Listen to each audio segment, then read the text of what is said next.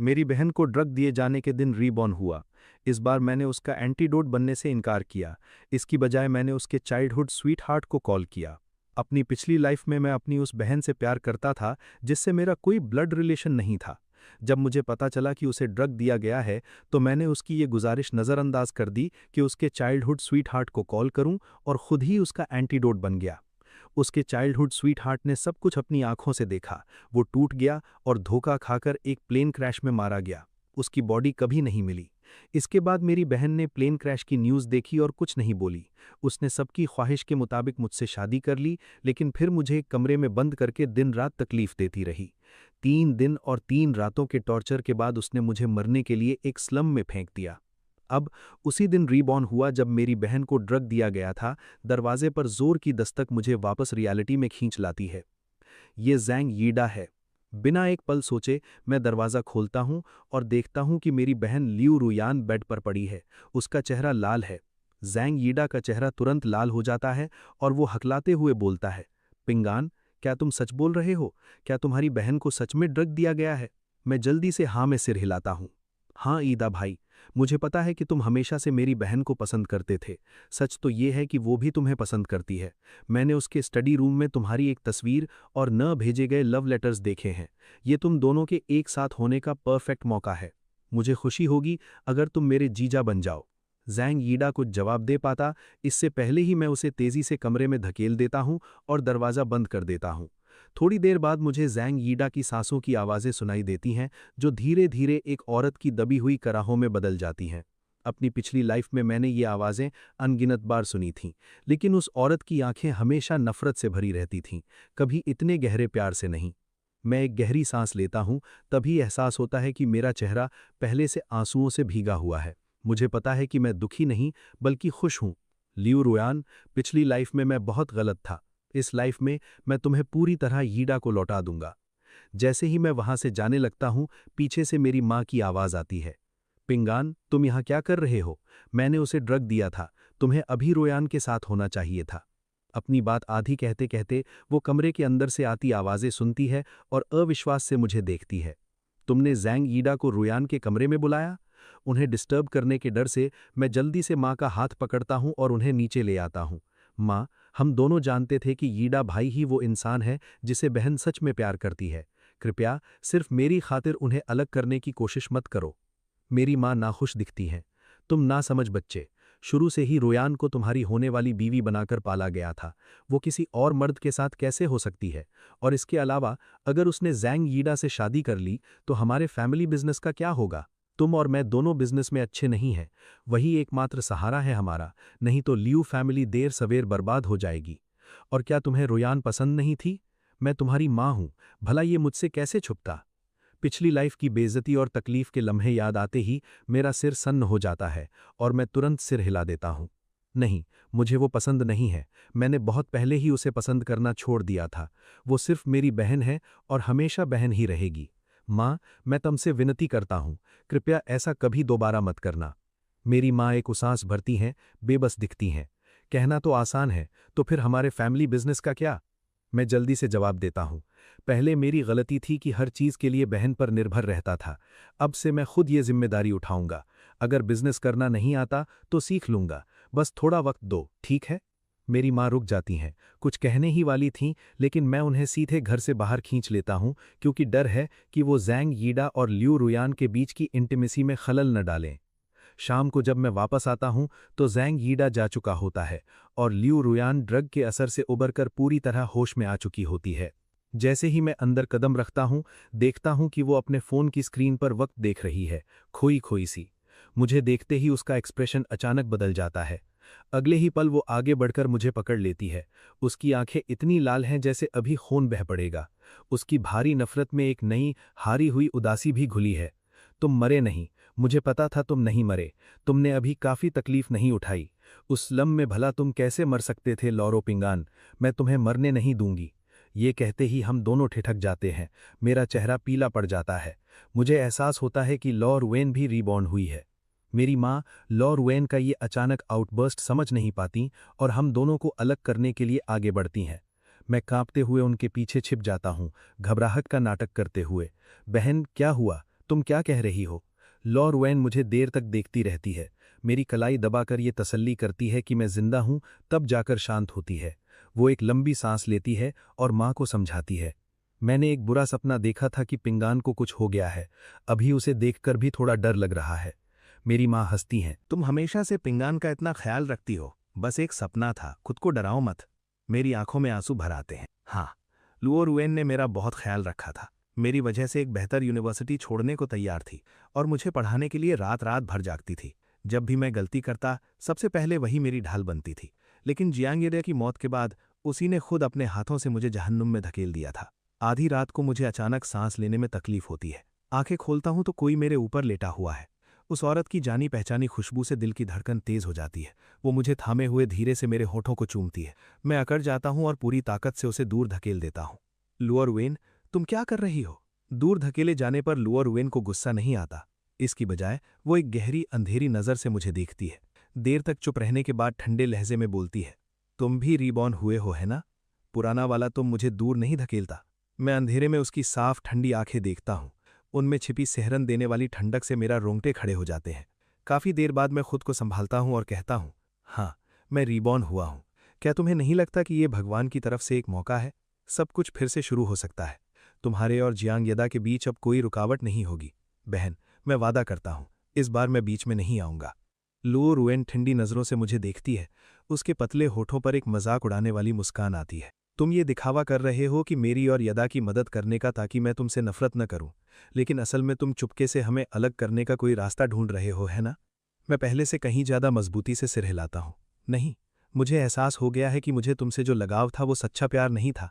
मैंने अपनी डिपेंडेंसी को प्यार समझ लिया था, जिसकी वजह से वो सब त्रासदी हुई। अब तुम और जियांग येदा बेरोक टोक साथ रह सकते हो। मैं वादा करता हूं कि माँ और मैं कोई परेशानी नहीं खड़ी करेंगे। अगर तुम चाहो तो मैं बहुत दूर चला जाऊंगा। लुओ रुएन की भौहें तन जाती हैं। उसकी आंखों में गुस्सा और भड़क उठता है। बेकार की बातें। तुम्हारी एक भी बात पर मुझे यकीन नहीं होगा। ये कहकर वो दरवाज़ा पटककर चली जाती है। अपने कमरे में जाकर उसे समझ नहीं आता कि वो इतनी गुस्से में क्यों है। ज़रूर ये मेरी लुओ पिंगान की वजह से है। उसे यकीन है कि मैं एक बात कहकर दूसरी करने में माहिर हूं। पिछली लाइफ में उसने मुझसे इतना प्यार किया था कि जियांग येदा को मौत की तरफ धकेलने तक को तैयार हो गई थी, सिर्फ मेरे साथ होने के लिए। भला रीबॉर्न होने के बाद मैं ये कैसे कह सकता हूं कि अब प्यार नहीं करता? वो देखना चाहती है कि मैं ये नाटक कब तक खेलता हूं। कुछ दिनों बाद लियू फैमिली की कंपनी का सालाना एनिवर्सरी सेलिब्रेशन होता है। ये वो दिन है जिसे लियू फैमिली बड़ी गंभीरता से लेती है। शेयर होल्डर्स, फैमिली मेंबर्स और तमाम एम्प्लॉयज़ सब मौजूद होते हैं। भले ही एक कॉरपोरेट इवेंट है, इस साल का डेकोरेशन खास तौर पर वार्म है। Pink roses, white gauze curtains और अनगिनत बलून्स, जिससे ये किसी एंगेजमेंट पार्टी जैसा लगता है। ये सब देखकर मेरे मन में एक बेचैनी घर कर जाती है, जैसे कुछ होने वाला हो। भीड़ में लुओ रुएन बड़े आराम से लोगों से बातें कर रही है और जियांग येदा उसके साथ है। लुओ रुएन उसके प्रति बहुत अटेंटिव और कंसिडरेट है। उनकी पिछली मुलाकात के बाद से वो दोनों कपल बन चुके हैं। इस अहम इवेंट में वो उसका हाथ थामे है, मानो पूरी दुनिया को बता रही हो कि जियांग येदा ही वो इंसान है जिसे वो सच में प्यार करती है।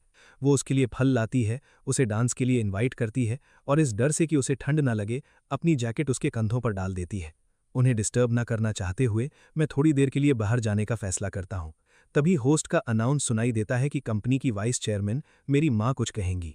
मैं रुक जाता हूं और देखता हूं कि मेरी माँ तालियों और उम्मीद भरी निगाहों से धीरे धीरे स्टेज पर चढ़ती हैं। हेलो एवरीवन, मुझे बहुत खुशी है कि आप सब लियू ग्रुप के एनिवर्सरी सेलिब्रेशन में शामिल हुए हैं। ये सेलिब्रेशन हम 2 कारणों से कर रहे हैं। पहला, हमारी सीईओ मेरी अडॉप्टेड डॉटर लियू रुएन की शुक्रिया अदा करना, जिन्होंने कंपनी को इतनी बेहतरीन तरीके से चलाया और इतनी तेजी से आगे बढ़ाया।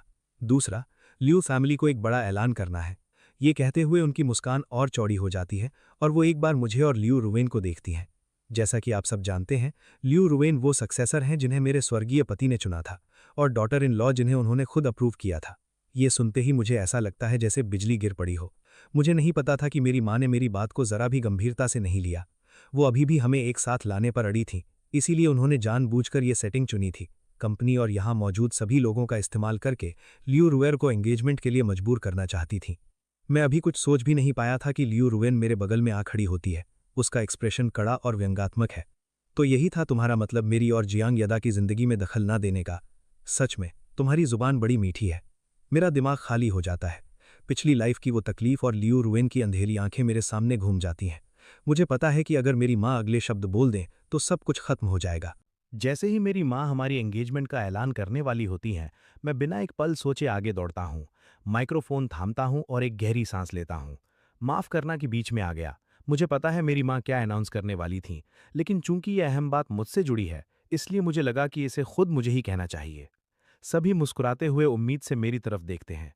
सिर्फ लियू रुयान ठंडी नज़रों से मुझे घूर रही है, जैसे देखना चाहती हो कि मैं कौन सी चाल चलने वाला हूँ।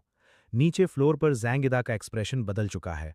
वो सालों से हमारे बीच के रिश्ते के बारे में जानता था, लेकिन हम हमेशा सिबलिंग्स की तरह पेश आते थे और लियू रुयान ने कभी मेरे लिए कोई फीलिंग्स नहीं दिखाई, इसलिए उसने आंखें मूंद लेना चुना था। लेकिन अब अगर मैं सबके सामने हमारी एंगेजमेंट का ऐलान कर दूं, तो वो और नज़रअंदाज नहीं कर पाएगा।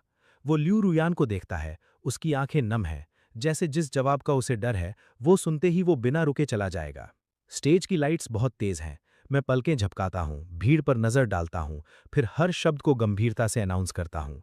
आज मैं जो बात कहना चाहता हूँ वो ये है कि लियू पिंगान ने हमेशा लियू रुयान को सिर्फ अपनी बहन माना है। इसलिए जो एंगेजमेंट मेरे पिता ने तय की थी, वो कैंसिल की जाती है। इस लाइफ में हमारे बीच कुछ नहीं होगा। भीड़ में सन्नाटा छा जाता है। डेकोरेशंस और मेरी माँ का इंट्रोडक्शन साफ तौर पर एंगेजमेंट की तरफ इशारा कर रहे थे, लेकिन मैंने उसे कैंसिल कर दिया। हैरान होने के बावजूद सब चुप रहते हैं, क्योंकि ये एक पर्सनल मैटर है। वो बस शिष्टाचार में तालियां बजाते हैं। जैंगिदा के चेहरे पर साफ राहत दिखती है, लेकिन लियू रुयान का चेहरा बेहद पीला पड़ गया है। हालांकि उसे खुश होना चाहिए था। वो अपना सिर पीछे करके एक घूंट में अपना ड्रिंक खत्म करती है, फिर जैंगिदा को इग्नोर करते हुए तेज कदमों से बाहर निकल जाती है। मैं स्टेज से उतरता हूं और माँ को एक तरफ खींचकर गंभीरता से कहता हूं, माँ के मैंने तुम्हें नहीं बताया था कि मुझे बहन पसंद नहीं है? तुमने मेरी मर्जी के बिना ये क्यों किया? मैं तुम्हें आखिरी बार बता रहा हूं, लियू रुयान और मेरे बीच कोई चांस नहीं है। अगर तुमने दोबारा ऐसा करने की कोशिश की तो मैं विदेश चला जाऊंगा और कभी वापस नहीं आऊंगा। तुम मेरी पर्सनैलिटी जानती हो, मैं जो कहता हूं वो करता हूं। मेरी माँ फाइनली बात की गंभीरता समझती हैं। ठीक है, दोबारा नहीं करूंगी। डराओ मत, मेरे पास तुम्हारे अलावा कोई नहीं है। अगर तुम विदेश चले गए तो मैं क्या करूंगी? फिर वो बेबसी से उसास भरती हैं, लेकिन कंपनी का क्या होगा? मैं आखिरकार थोड़ा सुकून महसूस करता हूं और उन्हें गले लगा लेता हूं। माँ, मैं पहले से बिजनेस सीखना शुरू कर चुका हूं। आगे चलकर मैं कंपनी संभाल लूंगा। आखिरकार ये पापा का बनाया हुआ काम है। भले ही बहन को तुमने पाला है, वो फिर भी बाहरी है। सारी उम्मीद दूसरों पर लगाना सुरक्षित नहीं है। साथ ही आगे से जैंगिदा के साथ थोड़ा अच्छा बर्ताव करो। उसके आने पर उसे इग्नोर मत करो। वो उस इंसान से प्यार करती है। उसे नाराज करना हमारे लिए ठीक नहीं होगा।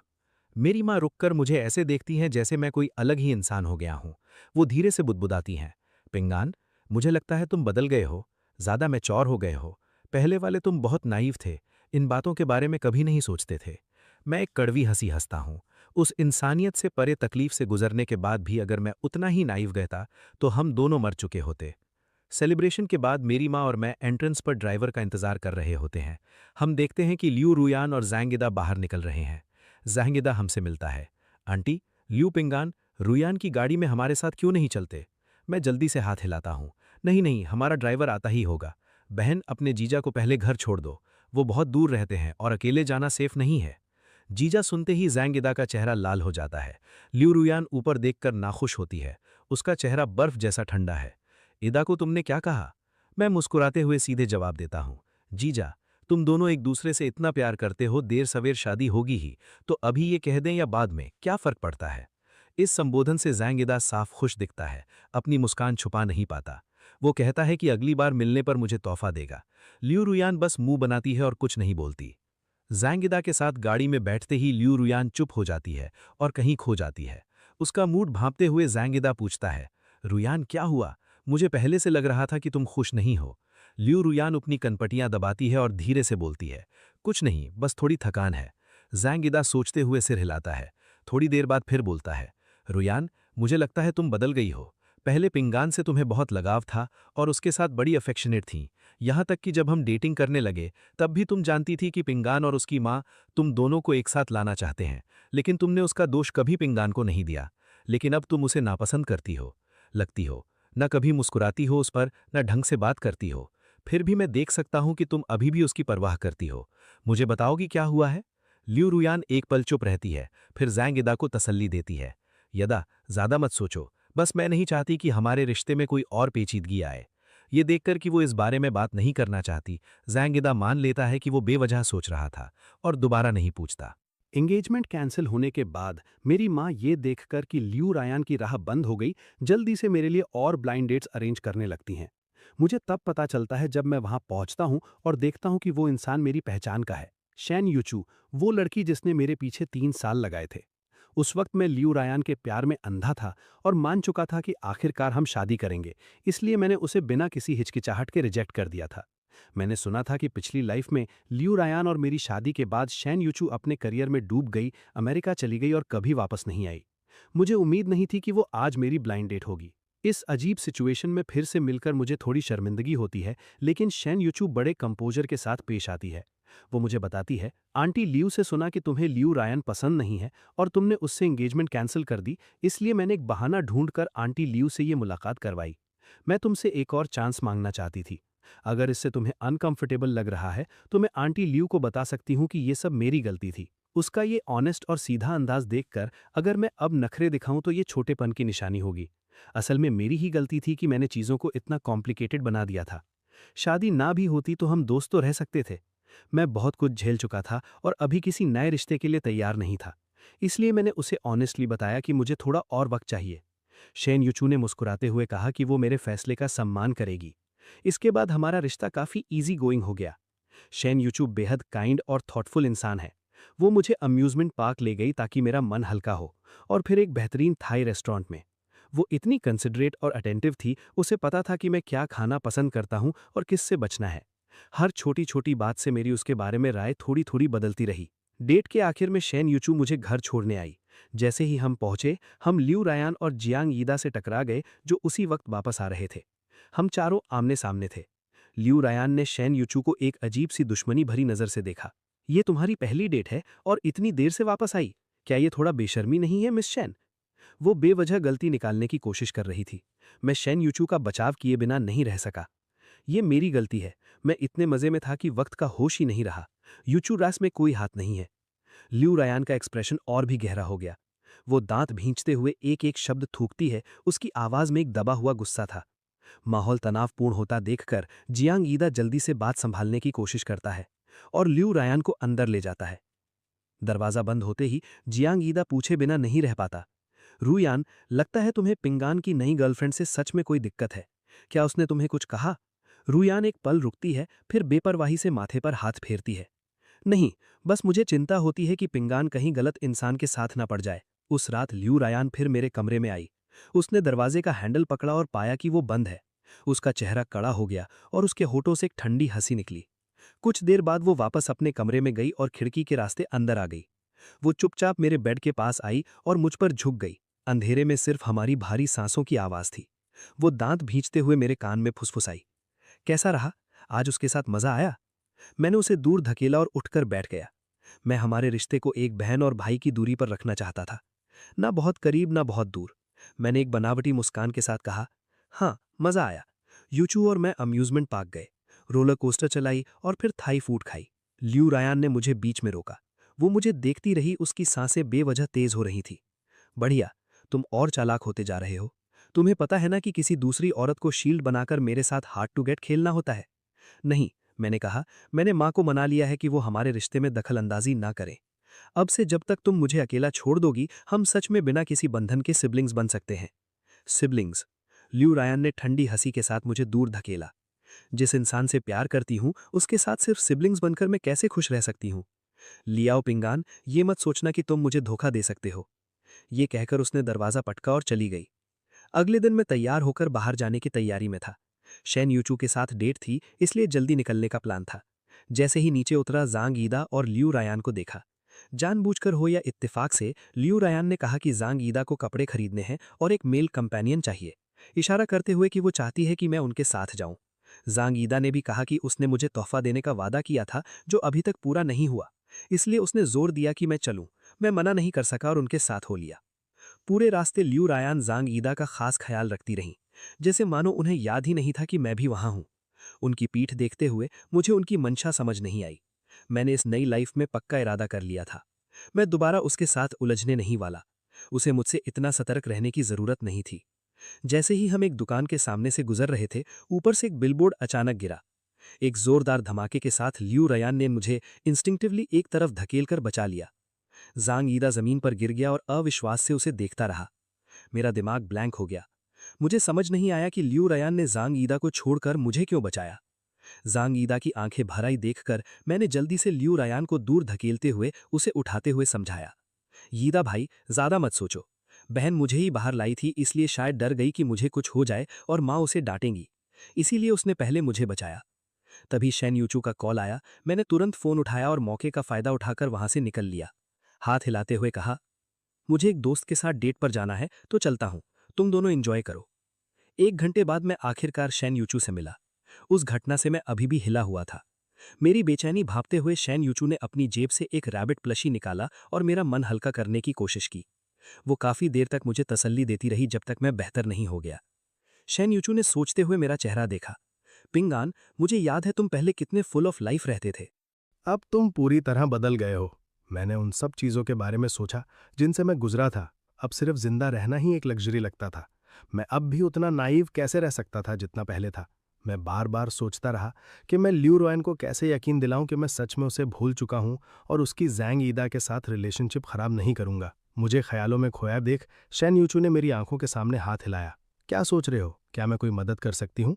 मैं एकदम से वापस आया। अचानक मेरे दिमाग में एक बात आई। अगर मैं शेन यूचू का प्रपोजल एक्सेप्ट कर लूं तो क्या ल्यू रॉयन को आखिरकार यकीन हो जाएगा? लेकिन क्या ये शेन यूचू के साथ फेयर होगा?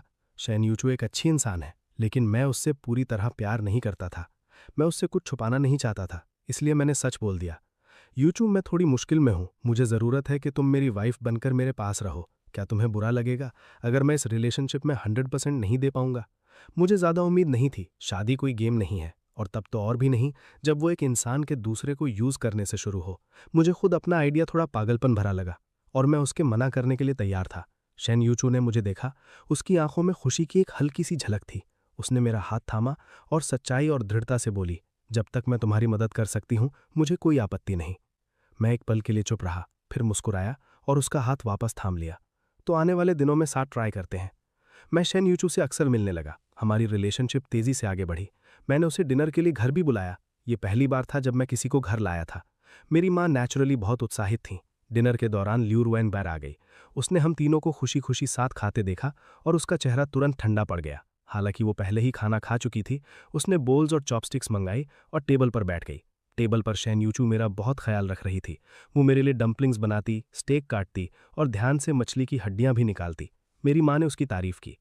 यूचू कितनी थॉटफुल बच्ची है। तुम्हारे साथ हो तो पिंग एन की मुझे ज्यादा चिंता नहीं होगी। ल्यू रॉयन का चेहरा पीला पड़ गया और चॉपस्टिक्स कसकर पकड़ने से उसकी उंगलियां सफेद हो गईं। उसने एक फोर्स्ड स्माइल दी जो आंखों तक नहीं पहुंची। इतना ध्यान रखना किसी मर्द का, लगता है कई बॉयफ्रेंड्स के साथ रहने का एक्सपीरियंस है। उसके खुले टॉन्ट का सामना करते हुए शेन यूचू शांति से मुस्कुराई, चॉपस्टिक्स रखीं और मेरी माँ से गंभीर लहजे में बोली, नहीं, इन सालों में बस पिंग एन पर क्रश रहा, किसी और को पसंद नहीं किया, इसलिए कभी किसी से डेट भी नहीं की। मुझे हैरानी हुई। मुझे नहीं पता था कि शेन यूचू इस हद तक मेरा साथ देगी, यहाँ तक कि सीक्रेट क्रश की बात भी गढ़ लेगी। लेकिन मुझे भी साथ देना था। मैं शर्माते हुए मुस्कुराया। यूचू, ये जानकर खुशी हुई कि तुम मुझे पसंद करती हो। हमें देखते हुए ल्यू रॉयन की भौहें तन गईं। उसने गिलास इतनी जोर से पकड़ा कि वो टूट गया। वो बिना कुछ बोले चॉपस्टिक्स रखकर ऊपर चली गई। इस छोटी सी घटना के बाद सब कुछ साफ पता चल गया कि ल्यू रॉयन को शेन यूचू पसंद नहीं है। शेन यूचू ज्यादा देर नहीं रुकी। जब मैं उसे बाहर छोड़ने गया तो मैं काफी देर हिचकिचाता रहा। फिर उसकी आंखों में देखकर गंभीरता से पूछा, देखो, अगर तुम मेरे साथ हो तो मेरी बहन की तरफ से काफी मुश्किलें होंगी। क्या तुम अब भी मुझसे शादी करने के लिए तैयार हो? शेन यूचू एक पल के लिए रुकी, फिर शांति से मुस्कुराई। उसने हाथ बढ़ाकर प्यार से मेरे माथे पर हल्के से थपथपाया। तुम्हारी प्रॉब्लम्स मेरी प्रॉब्लम्स है। मैंने इन्हें कभी मुश्किल नहीं समझा। बस तुम्हारे साथ रहना ही मेरे लिए काफी है। पिंगान, इतना मत सोचो, तुम्हें बस खुश रहना है। मैं भावुक हो गया। किसी ने मुझसे पहले कभी नहीं कहा था कि मुझे बस खुश रहना है। बचपन से मेरे माता पिता ने मुझे बताया कि मैं इकलौता बेटा हूं और परिवार का बोझ मुझ पर होगा। मैं मनमानी नहीं कर सकता, नखरे नहीं कर सकता। मुझे ल्यू रॉयन के साथ मिलकर रहना होगा। इसी वजह से मैंने सबकॉन्शियसली मान लिया था कि आखिरकार उससे शादी करूंगा और मुझे उससे प्यार करना चाहिए। मुझे कभी एहसास नहीं हुआ कि कुछ चीजें शुरू से ही गलत थीं। मैं हंसा। एक राहत का एहसास हुआ। इसी पल पहली बार मैंने खुद को पूरी तरह से खुला छोड़ दिया। मैंने उसे देखा और मजबूती से सिर हिलाया। ठीक है, कल अपना हाउस होल्ड रजिस्ट्रेशन बुक लेकर आना, हम मैरिज सर्टिफिकेट बनवाएंगे। उस रात ल्यू रॉयन हमेशा की तरह मेरी खिड़की पर आई, लेकिन इस बार ना सिर्फ मैंने दरवाजा लॉक किया था बल्कि खिड़कियां भी बंद कर ली थीं। उसने देखा और गुस्से में हंसी। वाह वाह लियू पिंगएन, कितने अच्छे एक्टर हो, अब मुझसे भी बचाव करने लगे। उसने खिड़की ठोकी, लेकिन मैं नहीं हिला। लियू पिंगएन, नाटक बंद करो, मुझे पता है तुम सोए नहीं हो। वक्त गुजरता रहा और मैंने कोई रिएक्शन नहीं दिया। उसकी आंखें पूरी तरह ठंडी हो गईं। कितना कन्विंसिंग एक्ट है, देखता हूं अभी और क्या दिखाते हो। अगली सुबह जल्दी लियो रोएन के नीचे उतरने से पहले उसके असिस्टेंट का कॉल आया। कंपनी के एक फॉरेन पार्टनर के साथ कोऑपरेशन में कोई प्रॉब्लम आ गई थी और उसे खुद जाकर हैंडल करना था। सालों से लियो रोएन ने कंपनी के सारे मामले खुद संभाले थे। इस बार भी यही हुआ। वो मुझसे बात करना चाहती थी, लेकिन वक्त नहीं था। वापस आकर मुझसे हिसाब करेगी। लियो रोएन जल्दी में निकल गई। कई दिन यूएस में काम में लगी रही और घर पर नजर रखने का वक्त नहीं था। 1.5 महीने बाद आखिरकार वापसी की फ्लाइट मिली। फ्लाइट अगली सुबह तड़के लैंड करने वाली थी। उसने टेम्पल्स मसले और कुर्सी में पीछे टिककर आराम करने लगी। इस दौरान मैंने उसे एक बार भी कांटेक्ट नहीं किया था। पहले जब वो सफ़र पर होती तो मैं दिन में दर्जन बार कॉल करता, कभी कुछ लाने को कहता, कभी ज़्यादा फोटोज़ लेने को। वो अक्सर कहती कि मैं अनॉय करता हूँ, लेकिन फिर भी करती थी। अब 2 हफ्ते से कोई कांटेक्ट नहीं। लियो रुयेन के दिल पर एक अजीब घुटन भरा बोझ था, जैसे एक बड़ा पत्थर। उसे नहीं पता था उसे क्या हो रहा है। 10 घंटे बाद प्लेन लैंड हुआ। जियोंग येदा उसे लेने आया था। वो शिकायत किए बिना नहीं रह सका। रुयान, तुम कितनी वर्कोहॉलिक हो, कई दिनों से मेरे मैसेजेस का जवाब नहीं दिया, तुमसे कांटेक्ट ही नहीं हो पाया। लियाओ रुयेन ने माफी में उसके होठों को चूमा। इमरजेंसी थी, बहुत डिस्ट्रैक्टेड थी, आगे ऐसा नहीं होगा। कोई जरूरी काम था? जियान येदा मुस्कुराया। क्या मुझे तुमसे मिलने के लिए कोई वजह चाहिए? क्या मैं बस मिस नहीं कर सकता? लेकिन इस बार कुछ बड़ा है। अभी घर नहीं चलते, तुम्हें एक वेडिंग में ले जा रहा हूं। लियाओ रुयेन ने थकान से टेम्पल्स मसले। किसकी वेडिंग है जिसके लिए तुम मुझे खुद लेने आए हो? जोंग येदा रहस्यमय तरीके से मुस्कुराया। वहां जाकर पता चल जाएगा, सरप्राइज है। अच्छा हुआ आज तुम अच्छे कपड़े पहनकर आई हो, हमेशा की तरह खूबसूरत हो, इतना कि ब्राइड की आधी स्पॉटलाइट छीन लो। लियो रुयन ने सोचा वो मजाक कर रहा है और ज्यादा नहीं सोचा। 10 घंटे की फ्लाइट बहुत थका देने वाली थी, इसलिए उसने आंखें बंद कर लीं। आधे घंटे बाद कार एक होटल के सामने रुकी। जोंग येदा ने उसकी तरफ मुड़कर कहा, आ गए, चलो। लियो रुयन ने आंखें खोलीं और थकान से बाहर देखा। अगले पल वो पूरी तरह जाग गई। होटल के एंट्रेंस पर ब्लू फॉरगेट मी नॉट से सजावट थी। उसका दिल एक धड़कन के लिए रुक गया। ये मेरा फेवरेट फ्लावर था। मैंने उसे एक बार बताया था कि मेरी शादी में फॉरगेट मी नॉट्स होंगे। उसने नर्वसली कार का दरवाजा खोला। एंट्रेंस पर किसी ने अचानक चिल्लाया, ब्राइड और ग्रूल आ गए। उसने सिर घुमाया और देखा कि लग्जरी कार्स की एक लाइन आ रही है। कार्स एंट्रेंस पर रुकीं, फिर शेन युत्सु कार से उतरी। वो दूसरी तरफ गई और धीरे से मुझे बाहर निकालने में मदद की। लियाओ रुयेन बिजली लगने की तरह ठिठक गई। ये लियू पिंगान की शादी थी। उसने आंखें फैलाकर हम दोनों को अविश्वास से देखा। लियू रुयेन समझ नहीं पाई कि मैं, जो अपनी पिछली जिंदगी में उसे इतना डेस्परेटली प्यार करता था, सच में किसी और से शादी करने को तैयार हो गया। उसके अचानक आउटबर्स्ट से जोंग येदा कंफ्यूज हो गया। पिंगान और शेन युत्सु तो ऑलरेडी साथ थे। तुम यूएस गई, उसी दिन उन्होंने मैरिज सर्टिफिकेट भी बनवा लिया। रुयान, कहाँ जा रही हो? जोंग येदा की बात पूरी होने से पहले लियो रुयेन मेरी तरफ दौड़ी, मेरा हाथ पकड़ा और मुझे खींचने लगी। लियू पिंगान, अभी मेरे साथ चलो, मैं प्रिटेंड करूंगी कि कुछ हुआ ही नहीं। मैं अभी कार से निकला ही था कि उसने मेरी कलाई पकड़ ली। उसकी पकड़ मजबूत थी और उसके शब्दों में गुस्सा भरा था। अगर मैंने उसकी आवाज नहीं पहचानी होती तो मैं हेल्प के लिए चिल्लाता। शेन युत्सु जल्दी से आगे आई और मेरा दूसरा हाथ पकड़ लिया, लियो रुयेन के गुस्साइल चेहरे को देखते हुए। काफी देर की चुप्पी के बाद शेन युत्सु ने पहले बात की। सिस्टर रुयेन, आप मेरे हस्बैंड को कहाँ ले जाने की कोशिश कर रही हैं? उसने हस्बैंड शब्द पर जोर दिया ताकि लियो रुयेन अच्छे से सुन सके। लियो रुयेन ने शेन युत्सु के सवाल का जवाब नहीं दिया, बल्कि मुझे देखा। उसकी आंखों में दृढ़ता थी। तुम बताओ, तुम किसके साथ जा रहे हो? लियो रुयेन के मन में ये एक अटल सच था कि मैं उससे बेहद प्यार करता था। इसलिए जब उसने ये सवाल पूछा तो उसे कभी उम्मीद नहीं थी कि मेरा जवाब अलग होगा। लेकिन जब उसने मुझे खींचने की कोशिश की तो मैं नहीं हिला। उसने पलटकर मुझे देखा और मुझे मजबूती से सिर हिलाते हुए पाया। बहन, आज मेरी शादी है। अगर तुम शामिल होने आई हो तो हमें बहुत खुशी होगी, लेकिन अगर कोई और काम है तो तुम्हें जाना चाहिए। मेरी बात सुनकर शेन युत्सु के चेहरे पर मुस्कुराहट वापस आ गई, जबकि लियू रुयेन का एक्सप्रेशन टूट गया। जागेडाया हिचकिचाते हुए आगे बढ़ा और लियू रुयेन की आस्तीन खींची। रुयेन, क्या हुआ? पिंगान को अपनी खुशी मिली, अच्छी बात नहीं है, तुम ऐसे क्यों कर रही हो? जागेडाया ने आखिरी कुछ शब्द जोर से नहीं कहे। वो इतने पास था कि हमारी पूरी बहस सुन ली थी। लियू रुयेन का रवैया अजीब था। छोटे भाई की शादी में ऐसा सीन करना कोई प्यारी बहन नहीं करती। ये ज्यादा उस औरत की जेलस रिएक्शन लगती है जो उस मर्द को किसी और से शादी करते देख रही हो जिसे वो प्यार करती है। ज़ेगेडाया ने लियू रुयेन को एक तरफ खींचा जिससे शेन यूचू और मैं आगे निकल सकें। तुम दोनों जाओ और वक्त मत गंवाओ, इनकी परवाह मत करो। मैं आखिरकार मुस्कुराया और उसे सिर हिला दिया। शेन यूचू और मैं वेडिंग वेन्यू की तरफ बढ़े। इधर ज़ेगेडाया ने लियू रुयेन को रोके रखा और उसने हमारा रास्ता रोकना बंद कर दिया, लेकिन उसकी आंखें हमारे पीछे ही रहीं। ज़ेगेडाया ने उसका एक्सप्रेशन देखा और एक तकलीफ महसूस की। रुयेन, तुम पिंगान को पसंद करती हो। उसके शब्दों पर लियू रुयेन को जैसे कोई राज खुल गया हो और वो अचानक भड़क उठी। मैं उसे कैसे पसंद कर सकती हूँ? वो मेरा भाई है, अभी वो शेन यूत्सु से मिला है। क्या वो जानता भी है वो कैसी इंसान है? इतनी जल्दी शादी कर ली, बस ये कैजुअल एटीट्यूड बर्दाश्त नहीं होता। ये कहने के बाद उसे खुद पर यकीन सा आ गया और उसने चैन की सांस ली। उसे नहीं पता था वो इतनी नर्वस क्यों थी।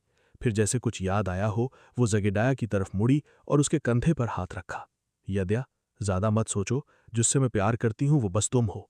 ज़ेगेडाया ने न ये कहा कि उसे यकीन है, न ये कि नहीं, बस उसे देखता रहा। काफी देर बाद लियू रुयान असहज हो गई और कुछ समझ न आने पर अपनी नजर होटल की तरफ घुमा ली।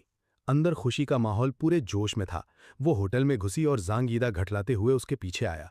जैसे ही वो अंदर आए, उन्हें मेरी और शेन यूचू की एक बड़ी फोटो दिखी जिसमें हम करीब खड़े मुस्कुरा रहे थे। एक पल के लिए लियू रुयान का दिल डूब गया। वो लगभग भूल गई थी कि आखिरी बार उसने मुझे इस तरह मुस्कुराते कब देखा था। अपनी पिछली जिंदगी में जांग ईदा के प्लेन क्रैश में मरने के बाद से वो नफरत से भरी रही थी।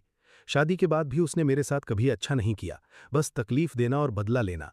उस दिन के बाद मैंने उसे कभी खुश नहीं देखा, बस डरा हुआ।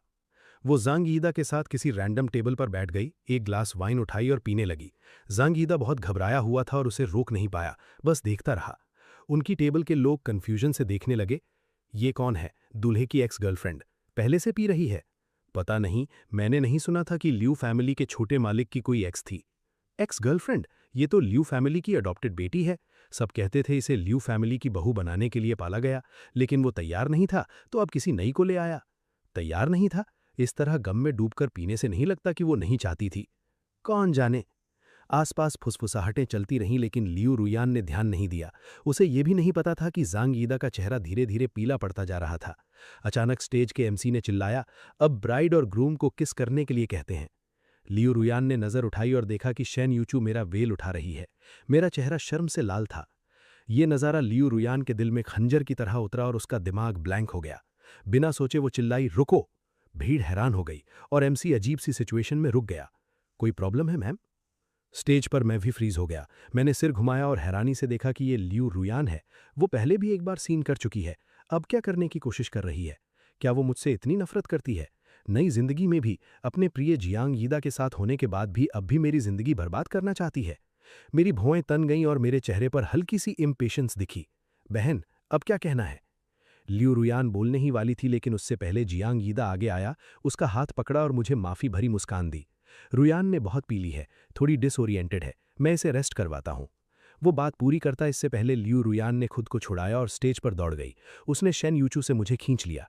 तुम्हारी हिम्मत कैसे हुई? किसी और से शादी करने की हिम्मत कैसे हुई? किसने परमिशन दी तुम्हें? उसके शब्द बिखरे हुए थे, लेकिन इससे जियांग यीदा का बहाना कि वो ड्रंक है सच लगने लगा। भीड़ में कुछ लोगों ने हैकलिंग शुरू कर दी। जियांग यीदा से कह रहे थे कि उसे ले जाए और ब्राइड ग्रूम का किस खराब ना करे। जियांग यीदा की मुस्कान तनाव भरी हो गई। उसने पूरी ताकत से उसे खींचा। मेरा दिल भी जोर से धड़क रहा था। अगर किसी ने बुरी नीयत से उसकी बात सुनी तो हमारी जिंदगियां फिर से उलझ सकती थीं। मैं किसी तरह लियू रुयान से छूटने की कोशिश करता रहा जब तक शेन यूचू हमारे बीच नहीं आ गई। फिर मैंने जियांग यीदा की तरफ मुड़ा। यीदा भाई, प्लीज बहन को रेस्ट करवाओ, हम ठीक हैं। आखिरकार जियांग यीदा लियू रुयान को खींचकर ले गया। शायद उसे अपनी गलती का एहसास हुआ। उस पल उसे समझ आया कि उसकी हरकत कितनी बेवकूफ़ी भरी थी। फिर उसने जियांग यीदा का सजेशन मान लिया और ड्रंक होने का नाटक करते हुए उसके साथ निकल गई। जैसे ही वो नज़रों से ओझल हुए, उसने नाटक बंद कर दिया। सॉरी यीदा, बहुत पीली थी, दिमाग थोड़ा ठीक नहीं था, उसने थोड़ी शर्म से कहा। लियू रुयान सच में नहीं जानती कि उसका कंट्रोल क्यों गया। उस पल उसके दिमाग में बस एक ही ख्याल था कि शेन यूचू को मुझे किस नहीं करने दे सकती। लेकिन अब होश आने पर उसे खुद पर गुस्सा आ रहा था। जियांग यीदा उससे पूछना चाहता था कि वो क्या सोच रही थी, लेकिन नहीं पूछा। उसकी हरकतों ने उसे कंफ्यूज कर दिया था। वो एक ही ऑर्फनेज से थे और साथ बड़े हुए थे। जियांग यीदा हमेशा यही मानता रहा कि वो उससे प्यार करती है। इसी वजह से उस दिन जो हुआ वो उसने होने दिया। लेकिन अब उसे लग रहा था कि शायद वो ऐसा नहीं फील करती। वो पूछना चाहता था लेकिन उसके जवाब से डर रहा था, इसलिए उसने टॉपिक बदल लिया। तुमने बहुत पी ली है, चलो किसी रूम में रेस्ट करो। लियू रुयान ने मना नहीं किया। जियांग यीदा की आंखों में आंसू देखकर उसने उसे गले लगा लिया। यीदा, ज्यादा मत सोचो। जियांग यीदा ने सिर हिलाया और कुछ नहीं बोला। उसे रूम में छोड़कर चला गया। रूम में लियू रुयान बिस्तर पर लेट गई, लेकिन ख्याल मेरी तरफ भटक गए। शेन यूचू से मेरी शादी का मतलब था कि आज रात में उसके साथ होऊंगा। क्या मैंने सच में किसी और से शादी कर ली? कैसे कर सकता हूं? उसने मुझसे इतना प्यार किया था। लियू रुयान समझ नहीं पा रही थी कि वो क्या सोच रही है। बस यही लग रहा था कि चीजें इस तरह नहीं होनी चाहिए थीं। मैं अचानक किसी और से शादी करके क्या दिखाना चाहता था? क्या अभी भी पिछली जिंदगी की बात का गुस्सा था, या जियांग ईदा के साथ होने की वजह से स्पाइट में किसी को ढूंढ लिया? क्या मुझे सच में लगता था कि उसे परवाह होगी कि मैं किससे शादी करूं? कितना मजाक है। अगर मैं खेल खेलना चाहता हूं तो खेलूं, वो खुद को इफेक्ट होने नहीं देगी। ये सोचते हुए उसने जबरदस्ती आंखें बंद की और मेरे बारे में सोचना बंद करने की कोशिश की। वेडिंग के बाद मैं शेन यूचू के साथ हमारे नए घर लौटा। शेन यूचू शावर लेकर बाथरूम से निकली। मुझे देखकर उसके गाल लाल हो गए और उसने जल्दी से मुंह ढक लिया। तुम बिना कपड़ों के यहां क्यों हो? शेन यूचू ने आह कहा। जैसे अभी एहसास हुआ हो, उसने एक हाथ से मुंह ढका और उंगलियों के बीच से मुझे देखा। वो हंसी। आदत है, लेकिन कोई बात नहीं, हम मैरिड हैं। उसने मेरा हाथ पकड़ा और झुककर मेरी आंखों में देखा। पिंगान, अगर तुम्हें पसंद हो तो जितना चाहो देख सकते हो, छू भी सकते हो। फिर उसने मेरा हाथ अपने पेट की तरफ खींचने की कोशिश की। मैं उसकी इंटेंस नज़र को देखता रहा। दिल जोर से धड़क रहा था। मैं फ्रीज हो गया, समझ नहीं आ रहा था कैसे रिएक्ट करूं, जब तक मेरा हाथ किसी नर्म चीज को टच नहीं कर गया। वो उसका पेट था, शावर के बाद अभी भी ठंडा। मैंने खांसा और हाथ खींच लिया। कुछ कदम पीछे हटा, मेरी आंखें इधर उधर देखने लगीं। जब उसने देखा कि मेरा चेहरा पूरी तरह लाल हो गया है तो उसने आखिरकार छोड़ दिया। ठीक है, बस मजाक कर रही थी। मुझे पता है तुमने मुझे अभी पूरी तरह एक्सेप्ट नहीं किया, लेकिन कोई बात नहीं, तुमने मुझसे शादी तो कर ली। मेरे पास बहुत वक्त है उस दिन का इंतजार करने का जब तुम सच में मुझसे प्यार करो और पूरी तरह मेरे हो जाओ। मैंने सोचा था कि किसी और से शादी करने के बाद लियू रुयान को आखिरकार यकीन हो जाएगा कि इस जिंदगी में मैं सच में उसे और जियांग ईदा को उनका खुशहाल अंजाम देना चाहता हूं। लेकिन बाद में पता चला कि उसके ख्याल इससे भी ज्यादा फ्राइटनिंग थे। शादी के अगले दिन मैं अपने पिता की कंपनी में काम संभालने गया। लियू रुयान को उसी दिन खबर मिल गई। उसने कुछ नहीं कहा, लेकिन कंपनी में मेरे दूसरे दिन ही उसने मुझे अपनी तरफ ट्रांसफर कर दिया और अपना सेक्रेटरी बना दिया। मैं मना करना चाहता था, लेकिन फिर सोचा लियू रुयान को बचपन से लियू फैमिली का एयर बनाया गया है और उसने सालों से कंपनी मैनेज की है। उससे मैं स्क्रैच से शुरू करने से ज्यादा सीख सकता हूं। जो मुझे नहीं पता था वो ये था कि मेरे इस एक्सेप्टेंस को लियू रुयान ने अलग नजरिए से देखा। सीईओ के ऑफिस में मैंने लियू रुयान की मांगी हुई डॉक्यूमेंट्स उसकी डेस्क पर रखी और जाने की तैयारी की, लेकिन जैसे ही मैं मुड़ा, किसी ने मेरी कलाई पकड़ ली। अगले ही पल मुझे लियू रुयान की बाहों में खींच लिया गया। लियू पिंगान, मुझे पता था तुमने हार नहीं मानी। तुमने कहा था मुझे परेशान नहीं करोगे, फिर इतनी जल्दी मेरी सेक्रेटरी बनने के लिए क्यों आ गए? मैं चौंक गया और खुद को छुड़ाने की कोशिश करने लगा। उसकी बात से मुझे और भी फ्रस्ट्रेशन हुआ। मेरा अपनी कंपनी में काम करना उसे परेशान करना कब बन गया? मैंने एक गहरी सांस ली और धैर्य से समझाया, बहन, मैं इस कंपनी में तुम्हें परेशान करने नहीं आया। मेरी शादी हो चुकी है। मैं तुम्हारे और जियान यीदा के बीच रुकावट नहीं बनूंगा। मुझे अभी भी थोड़ा इरिटेशन था और मैं खुद को जैबिंग से नहीं रोक पाया। अगर तुम्हें इतनी चिंता है कि मैं कुछ बिगाड़ दूंगा तो एंगेज हो जाओ, शादी भी कर लो। करोगी तो मेरे लिए अच्छी एग्जाम्पल होगी। ये कहते ही लियू रुयान फ्रीज हो गई। मुझे ये आइडिया बहुत अच्छा लगा। यीदा भाई से प्यार नहीं करती। मैं प्रॉमिस करता हूं तुम्हारी शादी में बड़ा सा रेड एनवलप दूंगा। फिर मैंने डेस्क पर रखी डॉक्यूमेंट्स थपथपाईं। फाइल्स यहां हैं, मैं जाता हूं, लेकिन जो मैंने कहा उस पर जरूर सोचना। लियू रुयान को उम्मीद नहीं थी कि मैं इतनी सिली बात कहूंगा। उसने बिना कुछ बोले मुझे ऑफिस से निकलते देखा। वो वापस कुर्सी पर बैठ गई। मेरी बातें उसके दिमाग में घूमने लगीं।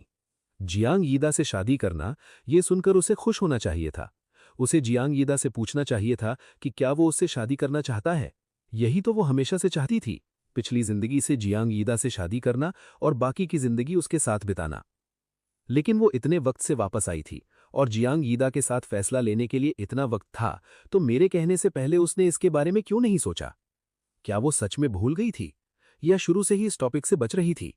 लेकिन अब जब मैंने कह दिया, लियू रुयान को लगा कि अगर उसने ये नहीं कहा तो ये मेरे सामने हार मानने जैसा होगा। उसने अपना फोन निकाला, जियांग यीदा का नंबर ढूंढा और एक मैसेज भेजा। काफी देर तक फोन देखती रही, लेकिन कोई रिप्लाई नहीं आया। लियू रुयान ने सोचा जियांग यीदा बस बिजी होगा और ज्यादा नहीं सोचा। उसे नहीं पता था कि दूसरी तरफ जियांग येदा भी इस अनएक्सपेक्टेड मैसेज को देखकर हैरान था। येदा, शादी करते हैं। एक भी एक्स्ट्रा शब्द नहीं, एक सिंपल मैसेज जो उसकी इंटेंशन बता रहा था। पहले वो बहुत खुश होता, लेकिन अब उसे यकीन नहीं था कि ये मैसेज उसने सच में उससे शादी करने की वजह से भेजा है। बहुत सी लड़कियां अपने फ्यूचर के और फेरीटेल प्रपोजल के सपने देखती हैं, फ्लावर्स और रिंग के साथ। जियांग येदा ने भी ये सपना देखा था, खासकर तब जब जिस लड़की से वो प्यार करता था वो भी उससे प्यार करती थी। वो एक अच्छा इंसान था, मेहनती, आउटस्टैंडिंग। उसकी गर्लफ्रेंड भी एक बेहतरीन इंसान थी। लेकिन जो प्रपोजल उसने अनगिनत बार सपने में देखा था वो एक आम कपल से भी बुरा था। No romance, no flowers, no ring. घुटने पर झुकना तो दूर, बस स्क्रीन पर एक ठंडा सा मैसेज।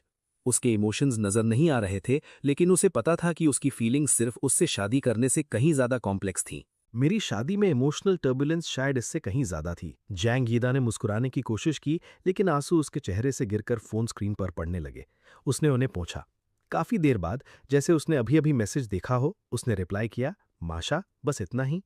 ये कोई प्रपोजल नहीं है। मैसेज भेजने के बाद कोई रिप्लाई नहीं आया। वो खुद पर हंसा, चेहरे से आंसू पोंछे और खुद को तसल्ली देने की कोशिश की। वो बस इन चीजों को नहीं समझती। कोई बात नहीं, जब तक उसके दिल उसके साथ है, बाकी सब कुछ ठीक है ना? उसने फोन रख दिया और उस बात को दिमाग से निकाल दिया, जैसे कुछ हुआ ही नहीं।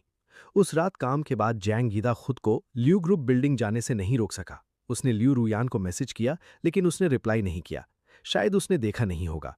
जब वो सड़क पार कर रहा था, मैं भी ल्यू ग्रुप बिल्डिंग से बाहर निकल रही थी। शेन यूचू पहले से वहां था, मुझे घर छोड़ने के लिए।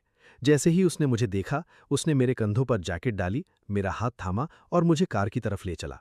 किसी वजह से जैंग यीदा अनजाने में रुक गया और हमें जाते हुए देखता रहा। जब हम कार में बैठकर चले गए, तभी वो ल्यू ग्रुप बिल्डिंग की तरफ आगे बढ़ा।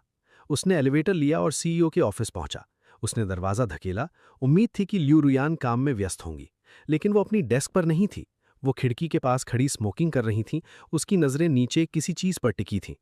वो इतनी फोकस थी कि उसे उसके आने का भी एहसास नहीं हुआ।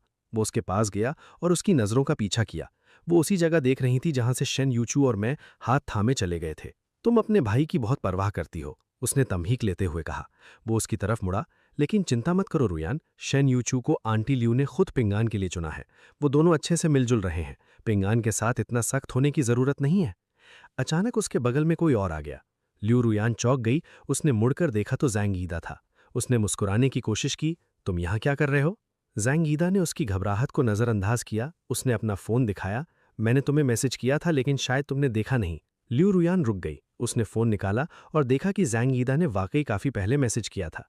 इतना ही नहीं, उसने दोपहर में मेरी शादी वाली बात पर उसके भेजे मैसेज का भी रिप्लाई किया था। उसने अपनी शर्मिंदगी छुपाने के लिए कुछ बार गला साफ किया और उससे माफी मांगी। सॉरी, काम में इतनी व्यस्त थी कि देख नहीं पाई। उसके सिंसियर नहीं होने वाले रिप्लाई को याद करते हुए उसने उसे हग में खींच लिया। तुमने कहा मैं सिंसियर नहीं हूं, तो बताओ सिंसियर होने के लिए क्या चाहिए? आखिरकार जैंग यीदा ने उसके सवाल का जवाब नहीं दिया। उसने बस कहा कि वो खुद सोचे। बात वहीं खत्म हो गई और किसी ने फिर कभी इसे नहीं उठाया। 1 महीने बाद मेरा बर्थडे था। शादी के बाद का पहला बर्थडे होने की वजह से शेन यूचू ने इसे बहुत सीरियसली लिया। पूरे 1 हफ्ते वो बर्थडे पार्टी की तैयारी में लगा रहा। इतना कि उसके पास मुझसे मिलने का भी वक्त नहीं था। एक दिन काम के बाद उसका मैसेज आया कि वो मुझे पिकअप नहीं कर सकता। मैंने तंबीक ली। मैं अब बच्ची नहीं हूं। उसे रोज मुझे लेने आने की जरूरत नहीं है। मैंने राइड हेलिंग ऐप खोली और कैब बुलाने की तैयारी कर रही थी, तभी एक शानदार काली कार मेरे सामने आकर रुकी। बैठो, मैं तुम्हें घर छोड़ देती हूँ। जैसे ही मैंने ल्यू रुयान को देखा, मैंने अनजाने में अपने चेहरे से मुस्कान हटा ली और माथे पर बल पड़ गए। नहीं, मैं टैक्सी ले लूंगी। लेकिन वो मुझे ऐसे घूरती रही जैसे मेरे बैठने तक जाएगी नहीं। मैंने हार मान ली। ल्यू रुयान पिछली सीट पर थी। मैं उसके साथ नहीं बैठना चाहती थी, इसलिए आगे की सीट की तरफ बढ़ी। मेरा हाथ दरवाजा नहीं खोल सका। उसने होंठ दबाए, चेहरे पर नाराजगी साफ थी। पीछे बैठो, यही सही है। शब्द ठंडे थे और मना करने की कोई गुंजाइश नहीं थी। मैंने गुस्से को दबाने के लिए कुछ गहरी सांसें लीं, कार का दरवाजा खोला और बैठ गई। दरवाजा जोर से बंद हुआ। मेरे आखिरी गुस्से की झलक। बताओ तुम यहां क्यों आई हो? फिर से वार्निंग देने आई हो? ल्यू रुयान मेरी बात से कंफ्यूज लगी। मतलब? मेरी सारी भड़ास निकल पड़ी। मैंने ठंडी हंसी हंसी। पूछना भी पड़ेगा प्रेसिडेंट ल्यू। जब से तुम वापस आई हो, हर बार जब भी मुझे देखा है, बस यही वार्निंग दी है कि तुम्हें परेशान मत करो और जैंग यीदा के साथ तुम्हारे रिश्ते में दखल मत दो। भले ही मैं बार बार रीबॉर्न हुई हूं और तुम्हारे लिए अपनी मोहब्बत छोड़ने का फैसला कर लिया है, भले ही अब मेरी शादी हो गई है, फिर भी तुम्हें लगता है कि मेरे मन में बुरे इरादे हैं। ड्राइवर के ख्याल से मैंने सारी डिटेल्स नहीं बताई। गुस्सा इतना तेज था कि आगे बोलने से पहले कुछ गहरी सांसें लेनी पड़ी। इस बार मैंने क्या किया जिससे तुम और जैंग ईदा नाराज हुए? लियू रुया ने एक पल के लिए चुप रही। वो आर्ग्यू करना चाहती थी, लेकिन जब हमारे बीच हुई बातों पर सोचा तो उसे एहसास हुआ कि मैं सही थी। आगे बैठे ड्राइवर ने हमारी बहस पर पलट कर देखा, लेकिन लियू रुयान की घुर्दी नजरों से डरकर रोड पर ध्यान लगा लिया। काफी देर बाद लियू रुयान ने एक बहाना निकाला। इस बार मुझे तुम्हारी मदद चाहिए। बोलते हुए वो मेरे चेहरे को ध्यान से देख रही थी, जैसे कोई डिटेल छूटने ना दे। मैं ईदा को प्रपोज करना चाहती हूँ। उसने कहा मुझे सिंसियर होना होगा। मुझे समझ नहीं आ रहा कैसे। क्या तुम मेरी मदद कर सकती हो? ये सुनते ही मैं फ्रीज हो गई, लेकिन अगले ही पल मैंने राहत की सांस ली और उसकी तरफ मुस्कुरा दी। उसे जो उदासी की उम्मीद थी वो नहीं थी। बधाई हो दीदी, आखिरकार समझ गई। बोलते हुए मैंने बाहर झांका। हम शेन यूचू के घर से ज्यादा दूर नहीं थे। मैंने ड्राइवर को रोकने को कहा। उसकी हैरान नजरों के बीच मैं कार से उतर गई, दरवाजा बंद किया और खिड़की से उसे हाथ हिलाया। प्रपोजल के बारे में कोई सवाल हो तो कॉल करना, मुझे अभी जाना होगा वरना हस्बैंड चिंता करेगा। हाथ हिलाया और चल दी। रोकने का कोई कारण ना होने पर लियू रुइयान बस मुझे जाते देखती रही। वो अचानक रुकी और देखा कि शेन यूचू मेरे सामने खड़ा है, चेहरे पर नर्म मुस्कान। मैडम चलें? आगे बैठे ड्राइवर ने उसके एक्सप्रेशन को ध्यान से देखते हुए पूछा। उसका चेहरा जितना ठंडा होता गया, ड्राइवर की आवाज़ उतनी ही धीमी होती गई। लियू रुइयान ने ड्राइवर को जाने दिया और खुद ड्राइवर की सीट पर बैठ गई, लेकिन गई नहीं। वो हम दोनों को ऐसे घूरती रही जैसे नज़रों से छेद कर देगी। जलन और गुस्से की एक लहर उस पर छा गई। उसने स्टीयरिंग व्हील थामी और कार स्टार्ट की। हम दोनों आगे बेखबर थे। वो सड़क की तरफ वाली साइड पर था और स्वाभाविक रूप से मेरा हाथ थामे घर की तरफ चल रहा था। थोड़ी देर बाद हमें तेज रफ्तार से आती कार की आवाज़ सुनाई दी। उसने पीछे देखा। चौंधिया देने वाली हेडलाइट से उसकी आंखें दुखने लगीं और सब कुछ सफ़ेद रोशनी में डूब गया। अगले ही पल में घबराहट में चिल्लाई, यूचू! एक धमाके के साथ तेज दर्द ने मुझे झकझोर दिया। शेन यूचू को टक्कर लगी और वो उड़ गया, लेकिन मेरी वजह से जब वो ज़मीन पर गिरा तो होश में था। मैंने उसे थामा। हाथ कांप रहे थे। जब मैंने 911 कॉल किया, फिर मैंने कार की तरफ देखा। ड्राइवर भागा नहीं था। कार से जो शख्स निकला उसे देखकर मैं सकते में रह गई। लियू रुइयान था। उसके कदम मेरे दिल पर किसी खून के प्यासे दानव की तरह पड़ रहे थे। उस पल झुग्गी में फेंके जाने और तड़पा तड़पाकर मारे जाने की यादें दिमाग में उमड़ आईं। मेरा जी चाहा कि भाग जाऊं, लेकिन मेरी बाहों में शेन यूचू ने मुझे रोक लिया। मैं बस उसे देखती रही जैसे वो करीब आता जा रहा था। उसकी आंखों में एक ऐसा भाव था जो मुझे समझ नहीं आया। उसकी आवाज़ एक शैतानी फुसफुसाहट थी। पिंगान, तुम्हें मेरे साथ घर चलना चाहिए। मैंने बेकाबू होकर सिर हिलाया। आंसू चेहरे पर बह रहे थे। शेन यूचू खून से लथपथ था। वो मुझे तसल्ली देना चाहता था, लेकिन हाथ उठाना भी मुश्किल था। शेन यूचू की हरकत ने लियू रुइयान का ध्यान खींचा। उसने सिर झुकाया और हल्की हंसी हंसा। मैं तो तुम्हें भूल ही गई थी। उसके शब्दों से मेरी रीढ़ में ठंडी सिहरन दौड़ गई। शेन यूचू की हालत में उसके साथ भागने का कोई रास्ता नहीं था। मैं बस उसे कसकर पकड़े रही, नजरें लियू रुइयान पर, उसकी हर हरकत देखते हुए। लेकिन लियू रुइयान ने कुछ नहीं किया। वो बस मेरे साथ वहीं खड़ी रही, एम्बुलेंस का इंतजार करती रही। 10 मिनट बाद एम्बुलेंस आ गई। उन्होंने शेन यूचू को स्ट्रेचर पर लिटाया और हॉस्पिटल की तरफ दौड़ पड़े। लियू रुइयान और मैं उसकी कार में पीछे पीछे गए। डॉक्टर्स ने शेन यूचू को ऑपरेटिंग रूम में ले गए और मैं अकेली बाहर इंतजार करने लगी। जब मैंने शांत चेहरे वाली लियू रुइयान को आते देखा, मेरा दिल बैठ गया। उसने मेरे सिर पर हाथ फेरा और मुस्कुराते हुए तसल्ली दी। पिंगान, चिंता मत करो। ड्राइवर होने की वजह से मुझे देखना है कि वो ठीक है। वो मेरे बगल में बैठ गई। आवाज़ अभी भी शांत थी। चिंता मत करो, लियू फैमिली इसका खर्च उठा सकती है। मैंने उसकी मेडिकल फीस भर दी है। ठीक होने तक हॉस्पिटल में रहने के लिए काफ़ी है। तो अब पिंगान, तुम्हें मेरे साथ घर चलना होगा। मैंने उसे डरी हुई नज़रों से देखा। उठकर उसके सामने खड़ी हो गई। उस पल लियू रुइयान बिल्कुल वैसी ही लगी जिसने मुझे झुग्गी में फेंकवाकर तड़पा तड़पाकर मरवा दिया था। मैं कांपने से खुद को रोक नहीं पा रही थी, लेकिन फिर भी भागना चाहती थी। लियू रुइयान, तुम मर्डरर हो। तुमने मेरे हस्बैंड को लगभग मार दिया और चाहती हो कि मैं तुम्हारे साथ घर चलूं? लियू रुइयान ने सिर हिलाया। वो ऐसा नहीं है। वो मरा नहीं है। मैं उसे मारना नहीं चाहती थी। मैं बस चाहती थी कि वो तुमसे अपनी शादी खत्म करे। ये सुनकर मुझे यकीन नहीं हुआ। मुझसे शादी खत्म करे? क्यों? लियू रुइयान, जैंग ईदा मेरी वजह से मरा। तुमने सालों तक मुझसे नफरत की और मुझे तड़पाया, लेकिन अब जैंग ईदा तुम्हारे पास वापस आ गया है और मैं तुम्हें परेशान नहीं कर रही हूँ। और तुम उसे प्रपोज करने वाली थी, अब अचानक पागल क्यों हो गई? बहस ज्यादा देर नहीं चली, मेरे बेहोश होने के साथ खत्म हुई। जिस पल लियू रुइयान ने मुझे बेहोश करके उठाया, मेरे मन में बस एक ही ख्याल था कि शेन यूचू और मैं दोनों उसके हाथों में जा गिरे हैं। अगले दिन दोपहर को मैं एक अनजाने कमरे में होश में आई। सामान से लगा कि यह हॉस्पिटल नहीं है। याद आया कि लियू रुइयान मुझे ले गई थी, तो सांस ली। जरूर उसके घरों में से एक होगा। पिछली लाइफ में लियू रुइयान ने मुझे कैद किया था, लेकिन वो बदले के लिए था। मुझे हैरानी थी कि इस बार वो इतनी दृढ़ता से मुझे वापस लाने पर क्यों उतारू थी, जबकि मैं उसे उसे जाने दे चुकी थी। यही सोच रही थी कि दरवाज़ा खुला। मुड़कर देखा तो बेहद सलीके से तैयार लियू रुईयान थी। मुझे जागते देखकर वो बेड के पास आई और बैठ गई, चेहरे पर नर्म मुस्कान। जाग गई, कैसा महसूस हो रहा है? मैंने उससे नज़रें हटा ली, चेहरा ठंडा। उसके सवाल का जवाब नहीं दिया। मुझे लियू रुईयान की फितरत पता थी, जब वो मुझे यहाँ लाई है तो आसानी से जाने नहीं देगी। लियू रुईयान को मेरे रवैये से कोई फर्क नहीं पड़ा।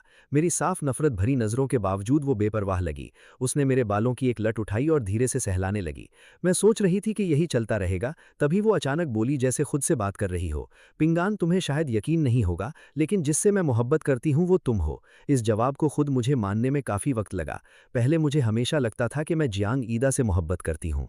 जैसे पिछली लाइफ में उसके मरने पर मुझे जितना गुस्सा आया था, मुझे लगा यही मोहब्बत है। इसलिए मैंने तुमसे बदला लिया और तुम्हें तड़पाया। चाहती थी कि तुम मेरा दर्द महसूस करो, लेकिन मैं कभी नहीं चाहती थी कि तुम मरो। उसकी आवाज़ अचानक टूट गई। मैं कभी नहीं चाहती थी कि तुम मरो।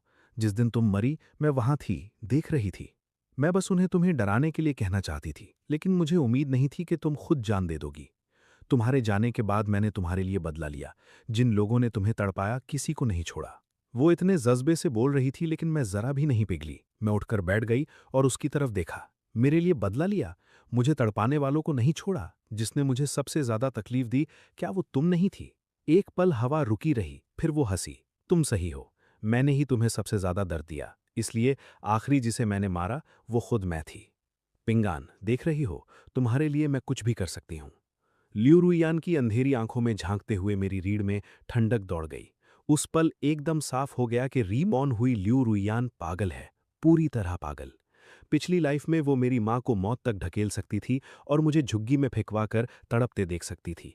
इस लाइफ में वो आराम से कार शैन यू चू पर चढ़ा सकती थी और मुझे कैद करके ये सब बातें कह सकती थी। क्या कुछ था जो वो नहीं कर सकती थी? मैंने डर को दबाया और शांत दिखने की कोशिश की। जैसे ही कुछ कहने वाली थी, उसका फोन बज उठा। उसने देखा, ये उसका सेट किया हुआ अलार्म था। डिनर का वक्त है, नीचे खाने आओगी या मैं ऊपर लाऊं?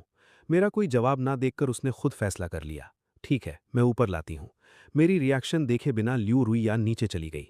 जैसे ही वो नजरों से ओझल हुई, मैंने ठांस ली और बिस्तर से उठकर भागने का रास्ता ढूंढने लगी। लेकिन खिड़कियां बंद थीं। दरवाजे पर उसके लोग पहरा दे रहे थे और उसने मेरा फोन ले लिया था। मैं पूरी तरह बाहरी दुनिया से कट गई थी। सोच रही थी कि शैन यू चू कैसा होगा। अगर उसे पता चले कि मुझे लियू रुईयान ने उठाया है, तो क्या वो चिंता करेगा? मैं खिड़की के पास खड़े होकर बगीचे को देखने लगी। पहली बार शैन यू चू को लियू फैमिली के झमेले में खींचने पर पछतावा हुआ। दरवाज़ा फिर खुला। लियू रुईयान खाना लेकर आई। मुझे खिड़की के पास खड़ी देखकर उसकी आंखों में एक अंधेरी चमक कौंधी। मैं अभी भी भागना क्यों चाहती थी? उसके पास रहकर क्यों नहीं रह सकती थी? जैसे ही लियू रुईयान अंदर आई, मुझे समझ आया कि विला में उसके लोग हर तरफ थे, इसलिए उसे छुपाने की जरूरत नहीं थी। लेकिन जब मैं मुड़ी तो वो पहले ही खुद को संभाल चुकी थी और ऐसे बिहेव कर रही थी जैसे कुछ हुआ ही नहीं। उसने धीरे से मुझे आकर खाने का इशारा किया। शेफ से तुम्हारी पसंदीदा डिशेस बनवाई हैं, आकर ट्राई करो। पसंद ना आए तो कुछ और बनवा दूंगी। मैंने सिर हिलाया और चुपचाप टेबल पर बैठ गई। खाने से इनकार नहीं किया। इस जगह से भागने का तरीका सोचने के लिए ताकत चाहिए थी। लियू रुईयान को लियू ग्रुप भी मैनेज करना था, इसलिए वो यहाँ हर वक्त नहीं रह सकती थी। विला में तीसरे दिन उसके आने जाने का सिलसिला कम होने लगा। एक हफ्ते बाद मेरे गायब होने की खबर आखिरकार बाहर निकली। मेरा गायब होना शैन यू चू के एक्सीडेंट के साथ ओवरलैप हो गया था, इसलिए सबको शुरू में लगा कि मैं बस उसके पास हूं। तब तक पता नहीं चला जब तक शैन यू चू रिकवर होते हुए मेरे बारे में नहीं पूछा, और तब उन्हें एहसास हुआ कि मैं काफ़ी समय से गायब हूं। मामला बड़ा हो गया। शैन यू चू के डॉक्टर को अचानक याद आया कि आखिरी बार मुझे उसने एक्सीडेंट करने वाली ड्राइवर के साथ देखा था। उसके बाद क्या हुआ वो नहीं जानता था, लेकिन उसने सुना था कि मेरी उस वुमन से तीखी बहस हुई थी। वो यकीन से नहीं कह सकता था कि दोनों घटनाएं जुड़ी हैं या नहीं, लेकिन कम से कम एक लीड तो मिली। शुक्र था कि शैन यू चू बेहोश नहीं हुआ था और ड्राइवर का नाम जानता था। तलाश बहुत आसान हो गई। शैन यू चू को जल्दी पता चल गया कि लियू रुईयान अक्सर अपने नए खरीदे विला में जाती है। उसने चुपके से उसका पीछा किया। उस दिन उन्होंने खिड़की से विला में मेरी जगह कंफर्म कर ली। जहां होना पता हो, बाकी सब आसान था। शैन यू चू सीधे पुलिस के साथ विला पहुंचा। नौकर रोक नहीं सके और बस देखते रहे जब वो मुझे ले गए। पुलिस की पूछताछ में उन्होंने कैद का इकबाल कर लिया। लियू रुईयान को पुलिस स्टेशन ले जाया गया, लेकिन उसके रुतबे और हमारे पारिवारिक रिश्ते की वजह से मामला जल्दी निपट गया। लियू रुईयान 1 घंटे से भी कम में बिल्कुल सही सलामत रिहा हो गई। मेरे लिए इस सब में एक ही अच्छी बात निकली कि माँ को आखिरकार समझ आया कि ल्यू रुईयान जैसी अडॉप्टेड बेटी पर कंपनी का पूरा बोझ डालना सुरक्षित नहीं है। अगर उसके इरादे बुरे हों तो वो ल्यू ग्रुप की सब कुछ आसानी से हड़प सकती है, और अभी सिर्फ माँ और मेरे साथ ल्यू ग्रुप ल्यू रुईयान को नहीं रोक सकती। उसका अचानक मुझे कैद करना इस बात का सबूत था कि उस पर भरोसा नहीं किया जा सकता। अडॉप्टेड बेटी आखिरकार ल्यू फैमिली की असली वारिस नहीं थी और हमारी तरफ नहीं थी। ये पहली बार था जब माँ सच में अपने बेटे को ल्यू ग्रुप वापस दिलाने में मदद करना चाहती थी, लेकिन सब कुछ शुरू से शुरू करना था। ल्यू ग्रुप पर ल्यू रुईयान का कंट्रोल। शेन यूचू के घर वापस आने पर मैं अभी भी थोड़ी सहमी हुई थी, लेकिन सोचा कि मामला खत्म हो गया, इसलिए काम पर ल्यू रुईयान के साथ अकेले रहने से बचने लगी। मुझे लगा यही काफ़ी है कि ऐसा दोबारा ना हो, लेकिन मैं भूल गई थी कि अब मैं अकेली नहीं हूँ। पूरे एक हफ्ते तक शेन यूचू को घर उदास लौटते देखती रही। उसके आसपास का माहौल भारी लगता था। एक शाम उसके स्टडी में कॉफ़ी लेकर गई और देखा कि वो माथे पर बल डाले कंप्यूटर पर टाइप कर रही है। मैंने उसे कॉफ़ी दी और उसके कंधे पर ठोड़ी टिका ली। क्या हुआ? इन दिनों इतने उदास क्यों हो? शेन यूचू ने कॉफ़ी ली और माफ़ी मांगी, लेकिन मेरे सवाल का जवाब नहीं दिया। बस कंपनी के कुछ इश्यूज हैं, कुछ नहीं, मैं संभाल लूंगी। मुझे पता था कि ये उतना आसान नहीं था जितना उसने कहा, वरना इतने दिनों से इतनी उदास न होती। लेकिन जब बात नहीं करना चाहती तो मैं जोर नहीं डालूंगी। जल्दी ही वजह पता चल गई, बिल्कुल अचानक। मैं ऑफिस में एक डॉक्यूमेंट देने गई थी। अंदर आई तो ल्यू रुयान नहीं दिखी। सुकून की सांस ली, डॉक्यूमेंट उसकी डेस्क पर रखा और मुड़कर निकलने लगी। तभी अंदर के कमरे से उसकी आवाज़ सुनाई दी। जब तक तुम पिंग आन को डिवोर्स नहीं देते, मैं शेन फैमिली पर दबाव बनाती रहूंगी।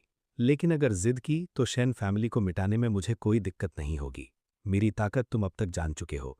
शेन फैमिली इसी की वजह से उथल पुथल में है। मेरा दिल गुस्से से भर गया, लेकिन मैंने बीच में नहीं काटा। मेरी मौजूदा हैसियत से आर्ग्यू करना बेकार था, लेकिन अपने परिवार की एसेट्स को अपने परिवार के लोगों के खिलाफ इस्तेमाल होते देखकर कड़वाहट महसूस हुई। ये कन्फर्म हो गया कि मुझे जल्दी करनी होगी और अपनी चीज़ें वापस लेनी होंगी। मैं ऑफिस से निकल गई। एक दिन सेक्रेटरी के ऑफिस में बैठी रही। अगले दिन मैंने रेजिग्नेशन सबमिट कर दी। मुझे पता था कि इसी रफ्तार से चली तो कंपनी तब वापस मिलेगी जब ल्यू रुयान पहले शेन फैमिली को बाहर कर दे। मुझे कंपनी के कोर ऑपरेशंस में ज़्यादा शामिल होना होगा ताकि ल्यू रुयान को जल्दी बाहर किया जा सके। काम खत्म करके अपना सामान लेकर अंडरग्राउंड पार्किंग लौट गई। सामान कार में रखने के बाद टाइम देखा और लंच लेने चली गई। शेन ग्रुप ड्राइव करके पहुंची। शेन यूचू से सीरियस बात करनी थी। वक्त आ गया था कि हमारी शादी के बारे में बात की जाए, जो पूरी सिंसियरिटी के बिना शुरू हुई थी, और आगे क्या करना है। जब मैं खाना लेकर शेन ग्रुप पहुंची, शेन यूचू अभी भी काम में व्यस्त था। मैंने उसे पास की एक टेबल पर खींचा और खाना रख दिया। सारा काम कभी खत्म नहीं होगा, अपना ख्याल रखो, पहले खाते हैं, खाने के बाद काम पर जाना। शेन यूचू मेरे अचानक आने से हैरान और कंफ्यूज था। तुम्हें अभी काम नहीं करना क्या? यहाँ क्यों आई? मैंने कुछ छुपाया नहीं और बता दिया कि मैंने रिजाइन कर दिया। वो कुछ और पूछती उससे पहले मैंने उसके मुंह में चावल का एक चम्मच डाल दिया। पहले खाओ, बाकी बाद में बात करेंगे। शेन यूचू शांत हो गया और मुझे खाते देखने लगा। दिल में एक बुरी फीलिंग बढ़ रही थी। खाना खत्म होने के बाद मैंने पहले बात शुरू की। यूचू, क्या तुमने कभी डिवोर्स के बारे में सोचा है? बुरी फीलिंग कंफर्म हो गई। शेन यूचू की हरकत रुक गई। एक पल के लिए सांस भी नहीं ली। जब बोला, आवाज कांप रही थी। पिंगान, अचानक ये क्यों पूछ रही हो? मैंने ताभीक ली। मैंने ल्यू रुयान का वो फोन कॉल सुना जिसमें उसने तुम्हें मुझे डिवोर्स देने को कहा, इसीलिए इतने दिनों से उदास हो, है ना? मुझे यकीन नहीं था कि शेन यूचू किसे चुनेगा, अपने परिवार को या मुझे। अगर डिवोर्स चाहता था तो मैं रोकूंगी नहीं, लेकिन अगर उसने इसका सामना मेरे साथ करने का फैसला किया तो मैं उसका भरोसा नहीं तोड़ूंगी। कम से कम शेन फैमिली पर बोझ नहीं बनूंगी। मुझे लगा वो कम से कम सोचेगा, लेकिन जैसे ही बात मेरे मुंह से निकली, मुझे बाहों में ले लिया गया। उसने मेरे कंधे पर ठोड़ी टिकाई और कसकर जकड़ लिया। क्या मेरी मोहब्बत इतनी साफ नहीं है? पिंगान, मैं तुमसे मोहब्बत करता हूं, तुम्हारे साथ रहना चाहता हूं। जो भी मुश्किलें आए, हम साथ मिलकर पार करेंगे। ये बस ल्यू रुयान है, ल्यू ग्रुप तुम्हारे परिवार की कंपनी है। डर की कोई बात नहीं। तो पिंगान, प्लीज मुझे दूर मत धकेलो। ये पहली बार नहीं था जब मैंने शेन यूएचू का कन्फेशन सुना था। 3 सालों में जब वो मेरे पीछे पड़ी थी, उसने कई बार कन्फेस किया था। यहाँ तक कि जब हम ब्लाइंड डेट पर मिले, उसने कहा था कि वो मुझे भूली नहीं थी। लेकिन मेरे दिल में हमेशा यही रहा कि उसका मेरे लिए प्यार इतना ज़रूरी नहीं था। लेकिन इस पल, जब मैंने उसके कंधों की गर्माहट महसूस की, मुझे एहसास हुआ कि मैं गलत था। मैंने पलकें झपकाईं और आंखें भर आईं। शायद मैंने लियू रुईयान पर बहुत ज़्यादा वक्त बर्बाद कर दिया था और मेरी पिछली लाइफ का अंत बहुत ट्रैजिक था। मुझे अभी भी लगता था कि मैं इस तरह के प्यार के लायक नहीं हूँ। लियू फैमिली ने लियू रुईयान को सन इन लॉ की तरह पाला था, लेकिन उन्होंने कभी नहीं सोचा कि मैं खुद कंपनी संभालूंगी। मुझे कभी चूज नहीं किया गया था, इसलिए अब भी मैंने कभी नहीं सोचा था कि मुझे इतनी फर्मली चूज किया जाएगा। मेरे चेहरे पर एक जेन्युइन स्माइल आई। ठीक है, मैं तुम्हें दूर नहीं धकेलूंगा, हम सब कुछ मिलकर फेस करेंगे। मेरा प्रॉमिस सुनकर शेन युएचू ने फाइनली चैन की सांस ली, लेकिन वो अभी भी मुझे कसकर पकड़े हुई थी। डरती थी कि अगर छोड़ा तो मैं चली जाऊंगी। काफी देर बाद मैंने फिर कहा कि आप थोड़ा छोड़ोगी, मैं थोड़ा थक गई हूं और सांस नहीं ले पा रही। वो जल्दी से पीछे हट गई। मेरी आंखें थोड़ी लाल देखकर उसे लगा ये उसकी वजह से है और वो बहुत माफी मांगने लगी। लेकिन मैंने हाथ बढ़ाया, एक हाथ से उसका मुंह ढका और दूसरे से उसकी गर्दन नीचे खींची। अगले सेकंड मैंने उसकी आंख के कोने को किस किया। शेन युएचू का चेहरा फौरन लाल हो गया। वो हकलाने लगी, पूरा सेंटेंस नहीं बोल पाई। युएचू, तुमने मुझे इतनी बार कन्फेस किया है, लेकिन मैंने ऑफिशियली कभी रिस्पॉन्ड नहीं किया। मैं बिना पलक झपकारे उसे देखती रही। लेकिन अब मैं तुमसे कहना चाहती हूँ युएचू, मैं भी तुमसे प्यार करती हूँ। युएचू का चेहरा अभी भी लाल था, लेकिन मेरी बात सुनकर उसकी आंखें रात के आसमान में तारों की तरह चमक उठीं। तो मेरा प्यार और मेहनत बेकार नहीं गई। पिंगान, मैं बहुत खुश हूँ कि आखिरकार ये दिन आया। बात करने के बाद शेन युएचू और मैं फिर से अपने अपने काम में लग गए। वो अपनी फैमिली को संभाल रही थी और मैं वो वापस लेने में लगी थी जो मेरा था। लियू रुईयान को एक हफ्ते बाद पता चला कि मैंने रिजाइन कर दिया। पहले उसे लगा कि पहले हुई घटना की वजह से मैं बस उससे बच रही हूँ, लेकिन जब मैं काफ़ी देर तक नहीं दिखी तो उसने किसी से पूछा और पता चला कि मैं ऑलरेडी रिजाइन कर चुकी हूँ। वो गुस्से से भड़क उठी और अपनी डेस्क से सब कुछ स्वीप करके गिरा दिया। ऑफिस में आवाज़ें गूंजने लगी, जिससे सारे एम्प्लॉयज़ डर गए। काफ़ी देर बाद आवाज़ें बंद हुई। ऑफिस का दरवाज़ा जोर से बंद हो गया, जिससे शोर पूरी तरह रुक गया। ऑफिस के अंदर लियू रुईयान की आंखें अंधेरी थीं। उसने अपने फ़ोन की स्क्रीन पर येदा का नाम देखा और मुंह बिचका दिया। लियू पिंगान, क्या तुम्हें लगता है कि तुम ही एकमात्र हो जिसे मैं चाहती हूँ? उसने फ़ोन उठाया, आवाज़ में मिठास थी। येदा, क्या हुआ? मैंने लियू ग्रुप नहीं छोड़ा था। कंपनी मेरे पिता की मेहनत थी और मैं उसे यूं नहीं दे सकती थी। इस बार मैं बराबरी पर खड़ी होकर उससे कम्पीट करने लगी। लगता था लियू रुईयान ने मुझे छोड़ दिया था और जियांग येदा के साथ अपने रिलेशनशिप पर फोकस कर रही थी। यहाँ तक कि अफवाह थी कि वो 3 महीनों में एंगेज्ड हो जाएंगे। वो पब्लिक में लगातार अपना अफेक्शन दिखा रही थी। उसके लिए पूरे शहर में फायरवर्क्स फोड़े, उसके लिए एयरशिप से 999 इंपोर्टेड रोजेज मंगाए और हजारों ड्रोन से लव कन्फेशन बनाया। इन अफेक्शन के जेस्चर्स ने पब्लिक में चर्चा छेड़ दी। कमेंट सेक्शन में एक कमेंट अलग दिखी। हे, अगर मुझे सही याद है तो क्या इस औरत ने कुछ समय पहले अपने भाई को कैद किया था? लेकिन कमेंट जल्दी ही डिलीट कर दी गई। जब जिसने लिखी थी उसने दोबारा कमेंट करने की कोशिश की, उसका अकाउंट ही ब्लॉक हो गया। वो तुरंत गालियां देने लगा। जियांग येदा ने वो कमेंट नहीं देखी। उसे ज्यादा कुछ पता नहीं था जो हुआ था। उसे बस यही पता था कि कुछ समय पहले लियू रुईयान का उससे कांटेक्ट कम हो गया था, लेकिन अब वो अचानक इतना अफेक्शन दिखा रही थी। एंगेजमेंट के बारे में उसने अग्री नहीं किया था। वो नहीं जानता लियू रुईयान क्या सोच रही है, लेकिन वो जानता था कि वो जेन्युइनली उससे शादी नहीं करना चाहती। वो इस तरह कंफ्यूजिंगली शादी नहीं करना चाहता था। लियू रुईयान मेरी रिएक्शन का इंतजार कर रही थी। जब मैं वाइस प्रेसिडेंट बनकर वापस आई तो वो मेरा प्लान समझ गई। जब उसे पता चला कि मैं लियू ग्रुप वापस लेना चाहती हूँ, लेकिन उसके पास नहीं आई बल्कि किसी को उससे कम्पीट करने के लिए ढूंढा, तो लियू रुईयान को गुस्सा भी आया और दुख भी हुआ। उसे समझ नहीं आ रहा था कि हम इस मोड़ पर कैसे पहुंचे। 3 महीने बाद लियू रुईयान और जियांग यीदा की एंगेजमेंट पार्टी सबसे लग्जूरियस होटल में रखी गई। गेस्ट लिस्ट में इंपॉर्टेंट लोगों से भरी हुई थी। उसके सिबलिंग के तौर पर शेन युएचू और मैं नेचुरली वहां गए। भले ही हमारी फैमिलीज लड़ रही थीं, ऊपर से हम हार्मोनियस दिख रहे थे। वेन्यू लाइवली था, लोग प्लेजेंट्रीज एक्सचेंज कर रहे थे। जब लियू रुईयान और जियांग यीदा आए, लोग उन्हें कॉन्ग्रेचुलेट करने लगे। मुझे इस तरह के इवेंट्स पसंद नहीं थे, लेकिन पिछली लाइफ में मैं उनसे बच सकती थी, अब नहीं बच सकती थी। मैं शेन युएचू के साथ चल रही थी, सोशल सिचुएशंस हैंडल करना सीख रही थी। कुछ लोग जो हमारी फैमिलीज की दुश्मनी जानते थे, चुपके से साइड्स ले रहे थे। एंगेजमेंट पार्टी उन लोगों से भरी हुई थी जिनके अपने अपने एजेंडा थे, अपने अपने इंटरेस्ट के लिए लड़ रहे थे। जैसे पार्टी खत्म होने वाली थी, कहीं से धुआं उठने लगा। पहले किसी ने ध्यान नहीं दिया, लेकिन जैसे जैसे धुआं बढ़ता गया, दरवाजे पर किसी ने चीखा, आग, भागो।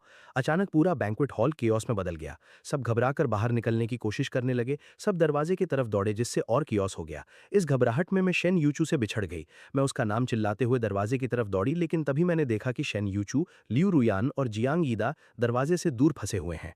मुझे नहीं पता वो एक साथ कैसे पहुंचे, लेकिन मैं इंस्टिंक्टिवली आग की तरफ दौड़ी। यूचू चलो। शेन यूचू जाने वाली थी, लेकिन जब उसने देखा कि मैं वापस दौड़ी तो वो भौचक्की रह गई। तुम वापस क्यों आई? यहाँ खतरा है। जवाब देने का वक्त नहीं था। मैंने लियू रुयान और जियांग ईदा की तरफ देखा और शेन यूचू का हाथ थामकर जाने की तैयारी की। धुआं इतना घना था और मैं बेतहाशा खांस रही थी। धुंधले धुएं के बीच मैंने ऊपर एक बीम देखी जो गर्मी से कराह रही थी। बिना सोचे मैंने शेन यूचू को खींचकर खतरनाक जगह से पार कर लिया। जब मैं वापस मुड़कर उन्हें वार्निंग देने वाली थी, बीम गिर पड़ी। लियू रुयान और जैंग ईदा जो हमारे पीछे थे, अब आग की दीवार से घिर गए। मैं नहीं देख सकती थी कि वो कैसे हैं। एक पल की हिचकिचाहट के बाद मैंने शेन यूचू को बाहर खींच लिया। रेस्क्यू टीम से मिलने के बाद ही मैंने उन्हें बताया, अंदर 2 और लोग फंसे हैं। आग अचानक लगी थी, लेकिन रेस्क्यू जल्दी हुई और कैजुअल्टीज कम थे। जैंग ईदा आग में फंसा था, लेकिन बीम उससे चूक गई, इसलिए वो घायल नहीं हुआ। सिर्फ लियू रुयान जो बीम से टकराई थी, सीरियसली हर्ट हुई। हॉस्पिटल में घावों का इलाज होने के बाद जैंग ईदा लियू रुयान के बेड साइड पर आया। उसने बेहोश औरत को देखते हुए एक आह भरी। लगता था वो और लियू रुयान कभी एक दूसरे के लिए बने ही नहीं थे। पिछले 1 महीने से बाहर वालों को लगता था कि लियू रुयान उससे प्यार करती है, लेकिन वो जानता था ये सब दिखावा था। दिन की थकान और शौक अचानक उस पर हावी हो गए और वो उसके बेड साइड पर ही सो गया। जैंग ईदा 3 दिन लियू रुयान के साथ रहा, तब जाकर उसने होश में आने के संकेत दिए। पिंगान, वो बड़बड़ाई, आवाज कर्कश और धीमी थी। अगर ध्यान न दो तो सुनाई न पड़े, लेकिन जैंग ईदा जो उस पर फोकस था, उसने हर शब्द सुना। पिंगान का नाम एक भारी हथौड़े की तरह था जिसने उसका दिल चूर कर दिया और चेहरे से सारा रिजॉल्व मिटा दिया। आग में भी जब उसने उसे छोड़ना चुना, होश में आने पर पहला नाम उसी का था। लियू रुयान ने आंखें खोली। उसके अपर बॉडी में असहनीय दर्द था, लेकिन लोअर बॉडी में कुछ महसूस नहीं हो रहा था। उसे ये अजीब सेंसेशन नजर नहीं आई। उसकी आंखें कमरे में मुझे ढूंढने लगी, लेकिन चारों तरफ देखने के बाद सिर्फ जैंग कमरे पर दिखा। उसने उसे देखकर एक सवाल पूछा जिसका उससे कोई लेना देना नहीं था। पिंगान, क्या वो घायल हुई? जैंग ईदा ने सिर हिलाया और उसे पानी देते हुए जवाब दिया, वो ठीक है। ये सुनकर कि मैं ठीक हूं, लियू रुयान ने चैन की सांस ली। थोड़ी देर चुप रहने के बाद उसने जैंग ईदा से पूछा, क्या वो लोग से मिलने आई? उसने मेरा नाम नहीं लिया, लेकिन जैंग ईदा जानता था वो किसकी बात कर रहा है। उसने सिर हिलाया। लियू रुयान ने दोबारा नहीं पूछा। उसने अपनी लेग्स के बारे में पूछा। मेरी लेग्स को क्या हुआ? जैंग ईदा चुप रहा। उसने उसकी लेग्स देखी जो व्हाइट शीट से ढकी थी, लेकिन उसने देखा था नीचे क्या है। जब उसे मलबे से निकाला गया तो बीम के बोझ और आग से उसकी लेग्स पहले से खून से लथपथ और जली हुई थी। ऑपरेशन के बाद डॉक्टर ने कहा था कि उसकी लेग्स बहुत सीवियरली इंजर्ड हैं और नर्व्स डैमेज हो गई हैं। अगर वो दोबारा चल सके तो ये किसी मिरेकल से कम नहीं होगा। जैंग ईदा सोच रहा था कि क्या उसे अभी सच बताना चाहिए। होश में आते ही ये बताना क्रूरता होती कि शायद वो कभी नहीं चल पाएगी। उसने हेजिटेट किया, लेकिन फिर उसे याद आया कि पिछले कुछ महीनों में उसे कैसे शील्ड की तरह यूज किया गया। उसने सच बताने का फैसला किया। क्या उसने भी बिना झिझक के उसे मुझे जेलस करने के लिए यूज नहीं किया था? उसने होठ काटे और सब कुछ बता दिया। डॉक्टर ने कहा कि तुम्हारी लेग नर्व सीवियरली डैमेज्ड है, शायद तुम दोबारा कभी नहीं चल पाओगे। लियू रुयान स्टन रह गई। उसे ये रिजल्ट उम्मीद नहीं था। वो दोबारा नहीं चल पाएगी। वो दर्द इग्नोर करते हुए उठने की कोशिश करने लगी। उसने ब्लैंकेट उठाया और देखा कि उसकी लेग्स व्हाइट क्लॉथ में लिपटी हैं। उसके हाथ कांपने लगे जब उसने अपने लोअर बॉडी को छुआ, जिसमें कोई फीलिंग नहीं थी। चाहे जितनी कोशिश करे, उसका ब्रेन सिर्फ फिंगर्स का गॉज टच रजिस्टर कर रहा था। उसे डर था कि शायद जोर से नहीं मार रही, इसलिए लेग्स पर मुक्के मारने लगी, लेकिन फिर भी कुछ महसूस नहीं हुआ। जैंग ईदा जबराया और उसे रोकने की कोशिश करने लगा। रुयान, ऐसा मत करो, तुम्हें स्ट्रांग रहना होगा। मुझे यकीन है कि भले ही तुम नहीं चल सकती, तुम वही अमेजिंग लियू रुयान रहोगी। वो रोते हुए उसे भले लगाया, लेकिन उसकी आंखों में सिर्फ इंडिफरेंस था। लियू रुयान, अब से तुम्हें अपनी जिंदगी अकेले फेस करनी होगी। मेरी आखिरी ख्वाहिश है कि तुम स्ट्रांग रहो। लियू रुयान उसके गले में लिपटी दरवाजे की तरफ देखने लगी। उसने 2 लोगों को एक दूसरे का सहारा लेते हुए गुजरते देखा। उसका दिल टूट गया। कमरे के बाहर शेन यूचू और मैं चेकअप के लिए यहाँ थे। आग का धुआं इतना घना था कि शेन यूचू ने काफी धुआं इनहेल कर लिया था और उसका गला कई दिनों से बैठा हुआ था। भले ही वो कह रही थी कि ठीक है, मैं फिर भी चिंतित थी और एक और चेकअप पर जोर दिया। जब तक डॉक्टर ने नहीं बताया कि वो ठीक है, मुझे चैन नहीं आया। देखा, मैंने कहा था चिंता की कोई बात नहीं है, शेन यूचू ने थोड़ा हेल्पलेस होकर कहा। मैंने उसके मुंह पर हाथ रखा। डॉक्टर ने कहा है कि अगले कुछ दिन तुम्हें ज्यादा बात नहीं करनी चाहिए। वो जानती थी मैं ओवर रिएक्ट कर रही हूँ और शर्माने लगी। उसकी शर्म देखकर शेन यूचू ने बोलना बंद किया और अपनी उंगलियों से लिप्स जिप कर लिए। कमरे का दरवाजा थोड़ा खुला था।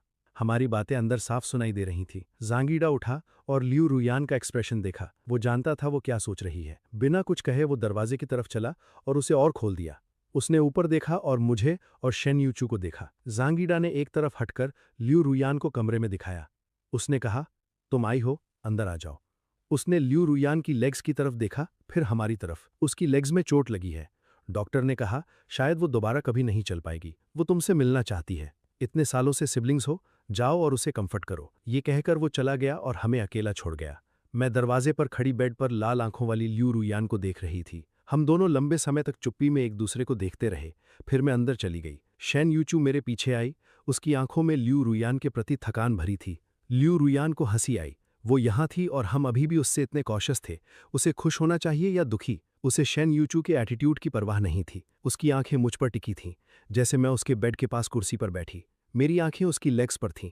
उसे जैसी उम्मीद थी वैसी कोई शार्डिनफ्रॉयड नहीं थी, न कोई दुख था, सिर्फ शांति थी। मेरी संवेदनाएं, 2 सिंपल शब्द, पानी की तरह शांत, इससे ज्यादा कुछ नहीं। उसके दिल में उदासी भर गई।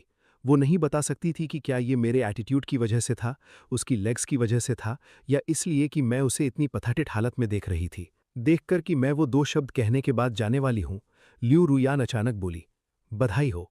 मैं कंफ्यूज होकर पलटी। किस बात की? लियू रुयान ने खुद पर हंसी। उसकी आंखों से सारी लड़ाई जाती रही। तुम आखिरकार मुझसे छुटकारा पा सकती हो, और मैं अब लियू ग्रुप के लिए तुमसे नहीं लड़ सकती। दोनों मोर्चों पर तुम जीत गई।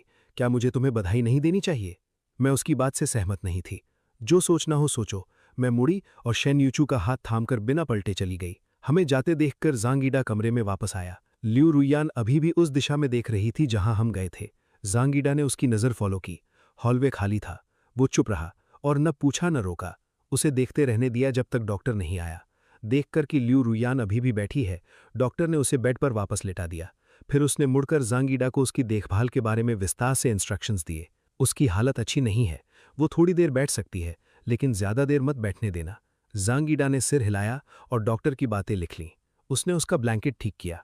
डॉक्टर ने उन्हें एक अच्छा कपल बताते हुए मजाक भी किया। उस दिन के बाद शेन यूचू और मैं दोबारा हॉस्पिटल नहीं गए।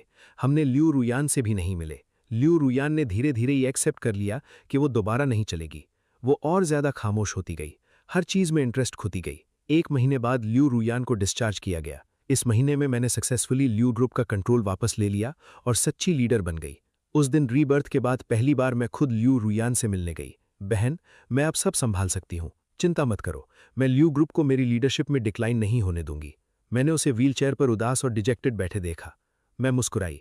और भले ही तुम लियू ग्रुप में नहीं हो, लियू फैमिली बाकी जिंदगी तुम्हारा ख्याल रखेगी। उस पल लियू रुयान वैसी ही थी जैसी मैं थी जब उसने पहली बार मुझे कैद किया था। वो बस खिड़की के पास बैठकर बाहरी दुनिया देख सकती थी और मेरी बातें सुन सकती थी। लेकिन मैं ज्यादा देर नहीं रुकी। ज़ांग ईडा ठीक तभी आया जब मैं जाने वाली थी। उसने देखा कि मैं शेन यूचू की तरफ एक्साइटेडली दौड़ी। ज़ांग ईडा को थोड़ी एनवी फील हुई। मैं बहुत लकी था। मेरे पास एक हैप्पी फैमिली और लियू रुयान का प्यार था। भले ही हमारे बीच दूरियां आ गई थीं और एंगेजमेंट कैंसिल हो गया था, शेन यूचू ने उसकी जगह ले ली थी। ज़ांग ईडा देख सकता था कि शेन यूचू मुझसे बहुत प्यार करती है, और अब लियू रुयान भी। ज़ांग ईडा ने हमसे नजरें हटाकर उस ग्रीन कार्ड को कसकर पकड़ा जो उसने अभी लिया था। वो लियू रुयान के कमरे की तरफ चला गया। जब वो अंदर आया, लियू रुयान पहले से दूसरी तरफ मुंह किए हुए थी। उसे देखकर वो सरप्राइज नहीं लगी। क्या तुम भी मुझे छोड़ रहे हो? ज़ांग ईडा ने एक आईब्रो उठाई। उसने छुपाना बंद कर दिया। मैं देश छोड़ रहा हूं। लियू रुयान का एक्सप्रेशन देखकर वो हंसा और बोला, लेकिन रुयान, तुम गलत हो। मैं तुम्हें नहीं छोड़ रहा। तुम पहले ही मुझे छोड़ चुकी हो। याद है वो वक्त जब हम तीनों लगभग बिलबोर्ड से टकरा गए थे? तुमने इंस्टिंक्टिवली मुझे बचाया था। और जब मैंने शेन यूचू से शादी की, तुमने शादी में हंगामा किया। तुम्हें डर नहीं था कि मैं गलत इंसान के साथ हूं। ये सब इसलिए था क्योंकि तुम ये बर्दाश्त नहीं कर सकती थीं, और तुमने छुपाया कि तुमने मुझे कैद किया। आग में मैं तुम्हारे करीब था और ज्यादा घायल होने की संभावना थी, लेकिन तुमने कभी नहीं पूछा कि मैं ठीक हूं या नहीं। रुयान, तुम पहले ही मुझसे प्यार करना छोड़ चुकी थीं। वो सारे अफेक्शन के शोज और प्रपोजल्स बस मेरी रिएक्शन टेस्ट करने के लिए थे। मैंने वो रिएक्शन नहीं दी जो तुम चाहती थीं, इसलिए तुम्हें वो राह चलनी पड़ी जो तुम नहीं चाहती थीं। तुम्हारी एक्टिंग इतनी खराब है कि मैं शुरू से देख सकता था। मुझे बहुत दुख था कि जो इंसान इतने लंबे समय से मुझसे प्यार करती थी, वो अचानक किसी और से प्यार करने लगी। लेकिन अब मैं और नाटक नहीं करना चाहता। रुयान, अब हम दोनों अपनी अपनी जिंदगी में खुश रहें। ये सब कहकर ज़ांग ईडा बिना लियू रुयान की रिएक्शन देखे चला गया। लियू रुयान अकेली रह गई, कंफ्यूज्ड। उसने अंदाजा लगाया था कि ज़ांग ईडा जाएगा, लेकिन उसने ज़्यादा सोचा नहीं था। उसे बस लगा कि क्योंकि वो अब व्हील चेयर पर है और ज़ांग ईडा को उसमें कोई उम्मीद नहीं दिखती, इसलिए उसने उसे छोड़ा। लेकिन उसके आरोप सुनने के बाद ही वो समझी। ज़ांग ईडा को शुरू से उसके फीलिंग्स पता थे। वो जानता था कि वो बदल गई है। उसने खाली कमरे में चारों तरफ देखा। उसका दिल खाली था। उसके पास कुछ नहीं बचा था। कभी वो सबकी आंख का तारा थी, लेकिन अब एक अंधेरे कमरे में कैदी थी। उसके पास कुछ नहीं था। उसने सब कुछ खो दिया था। मैं उसे छोड़ चुकी थी। आज की मैं कम से कम उससे शांति से बात कर सकती थी। मेरी माँ किडनैपिंग इंसिडेंट के बाद उससे मिलने नहीं आई थी, और अब ज़ांग ईडा भी चला गया। लियू रुयान पूरी तरह अकेली थी। ये विला जो उसने मुझे कैद करने के लिए सीक्रेटली खरीदा था, अब उसकी अपनी कब्र बन गई था। कंपनी का कंट्रोल सफलतापूर्वक लेने के बाद सबसे पहले मैंने शेन फैमिली पर प्रेशर डालना बंद किया। शेन फैमिली रिकवर करने लगी और सब कुछ अच्छी दिशा में जा रहा था। अब जो बिजी थी वो मैं थी। हर रात देर तक काम करती थी। एक दिन आखिरकार जल्दी घर जा सकी। जब घर पहुंची तो बहुत थकी हुई थी। शेन यूची ने मेरी आंखों में लाल नसें देखीं और उसका दिल भर आया। उसने मुझे शावर के बाद रेस्ट करने के लिए पुश किया। मैं उससे टिककर बोली, सारा काम फाइनली खत्म हो गया, बहुत थक गई हूं। मत हिलो, बस थोड़ी देर मुझे तुमसे टिकने दो। मेरे इस रेयर अफेक्शन ने उसे खुशी से भर दिया। उसने मेरे मुलायम बाल सहलाए और धीरे से बोली, तो मैं तुम्हें बेड पर ले जाऊंगी। आज रात अच्छे से सो जाओ, कल वीकेंड है, हम बाहर घूमने जा सकते हैं, ओके? मेरी आंखें चमक उठीं। ठीक है, कहाँ जाएंगे? मैं इतने समय से रिबॉर्न होकर ऑलमोस्ट भूल गई थी कि बेफिक्री से मजे करना कैसा होता है। लगातार काम से थकान हो गई थी, लेकिन अब जैसे जैसे मैं इसकी आदी होती जा रही थी, चीज़ें आसान होती जाएंगी।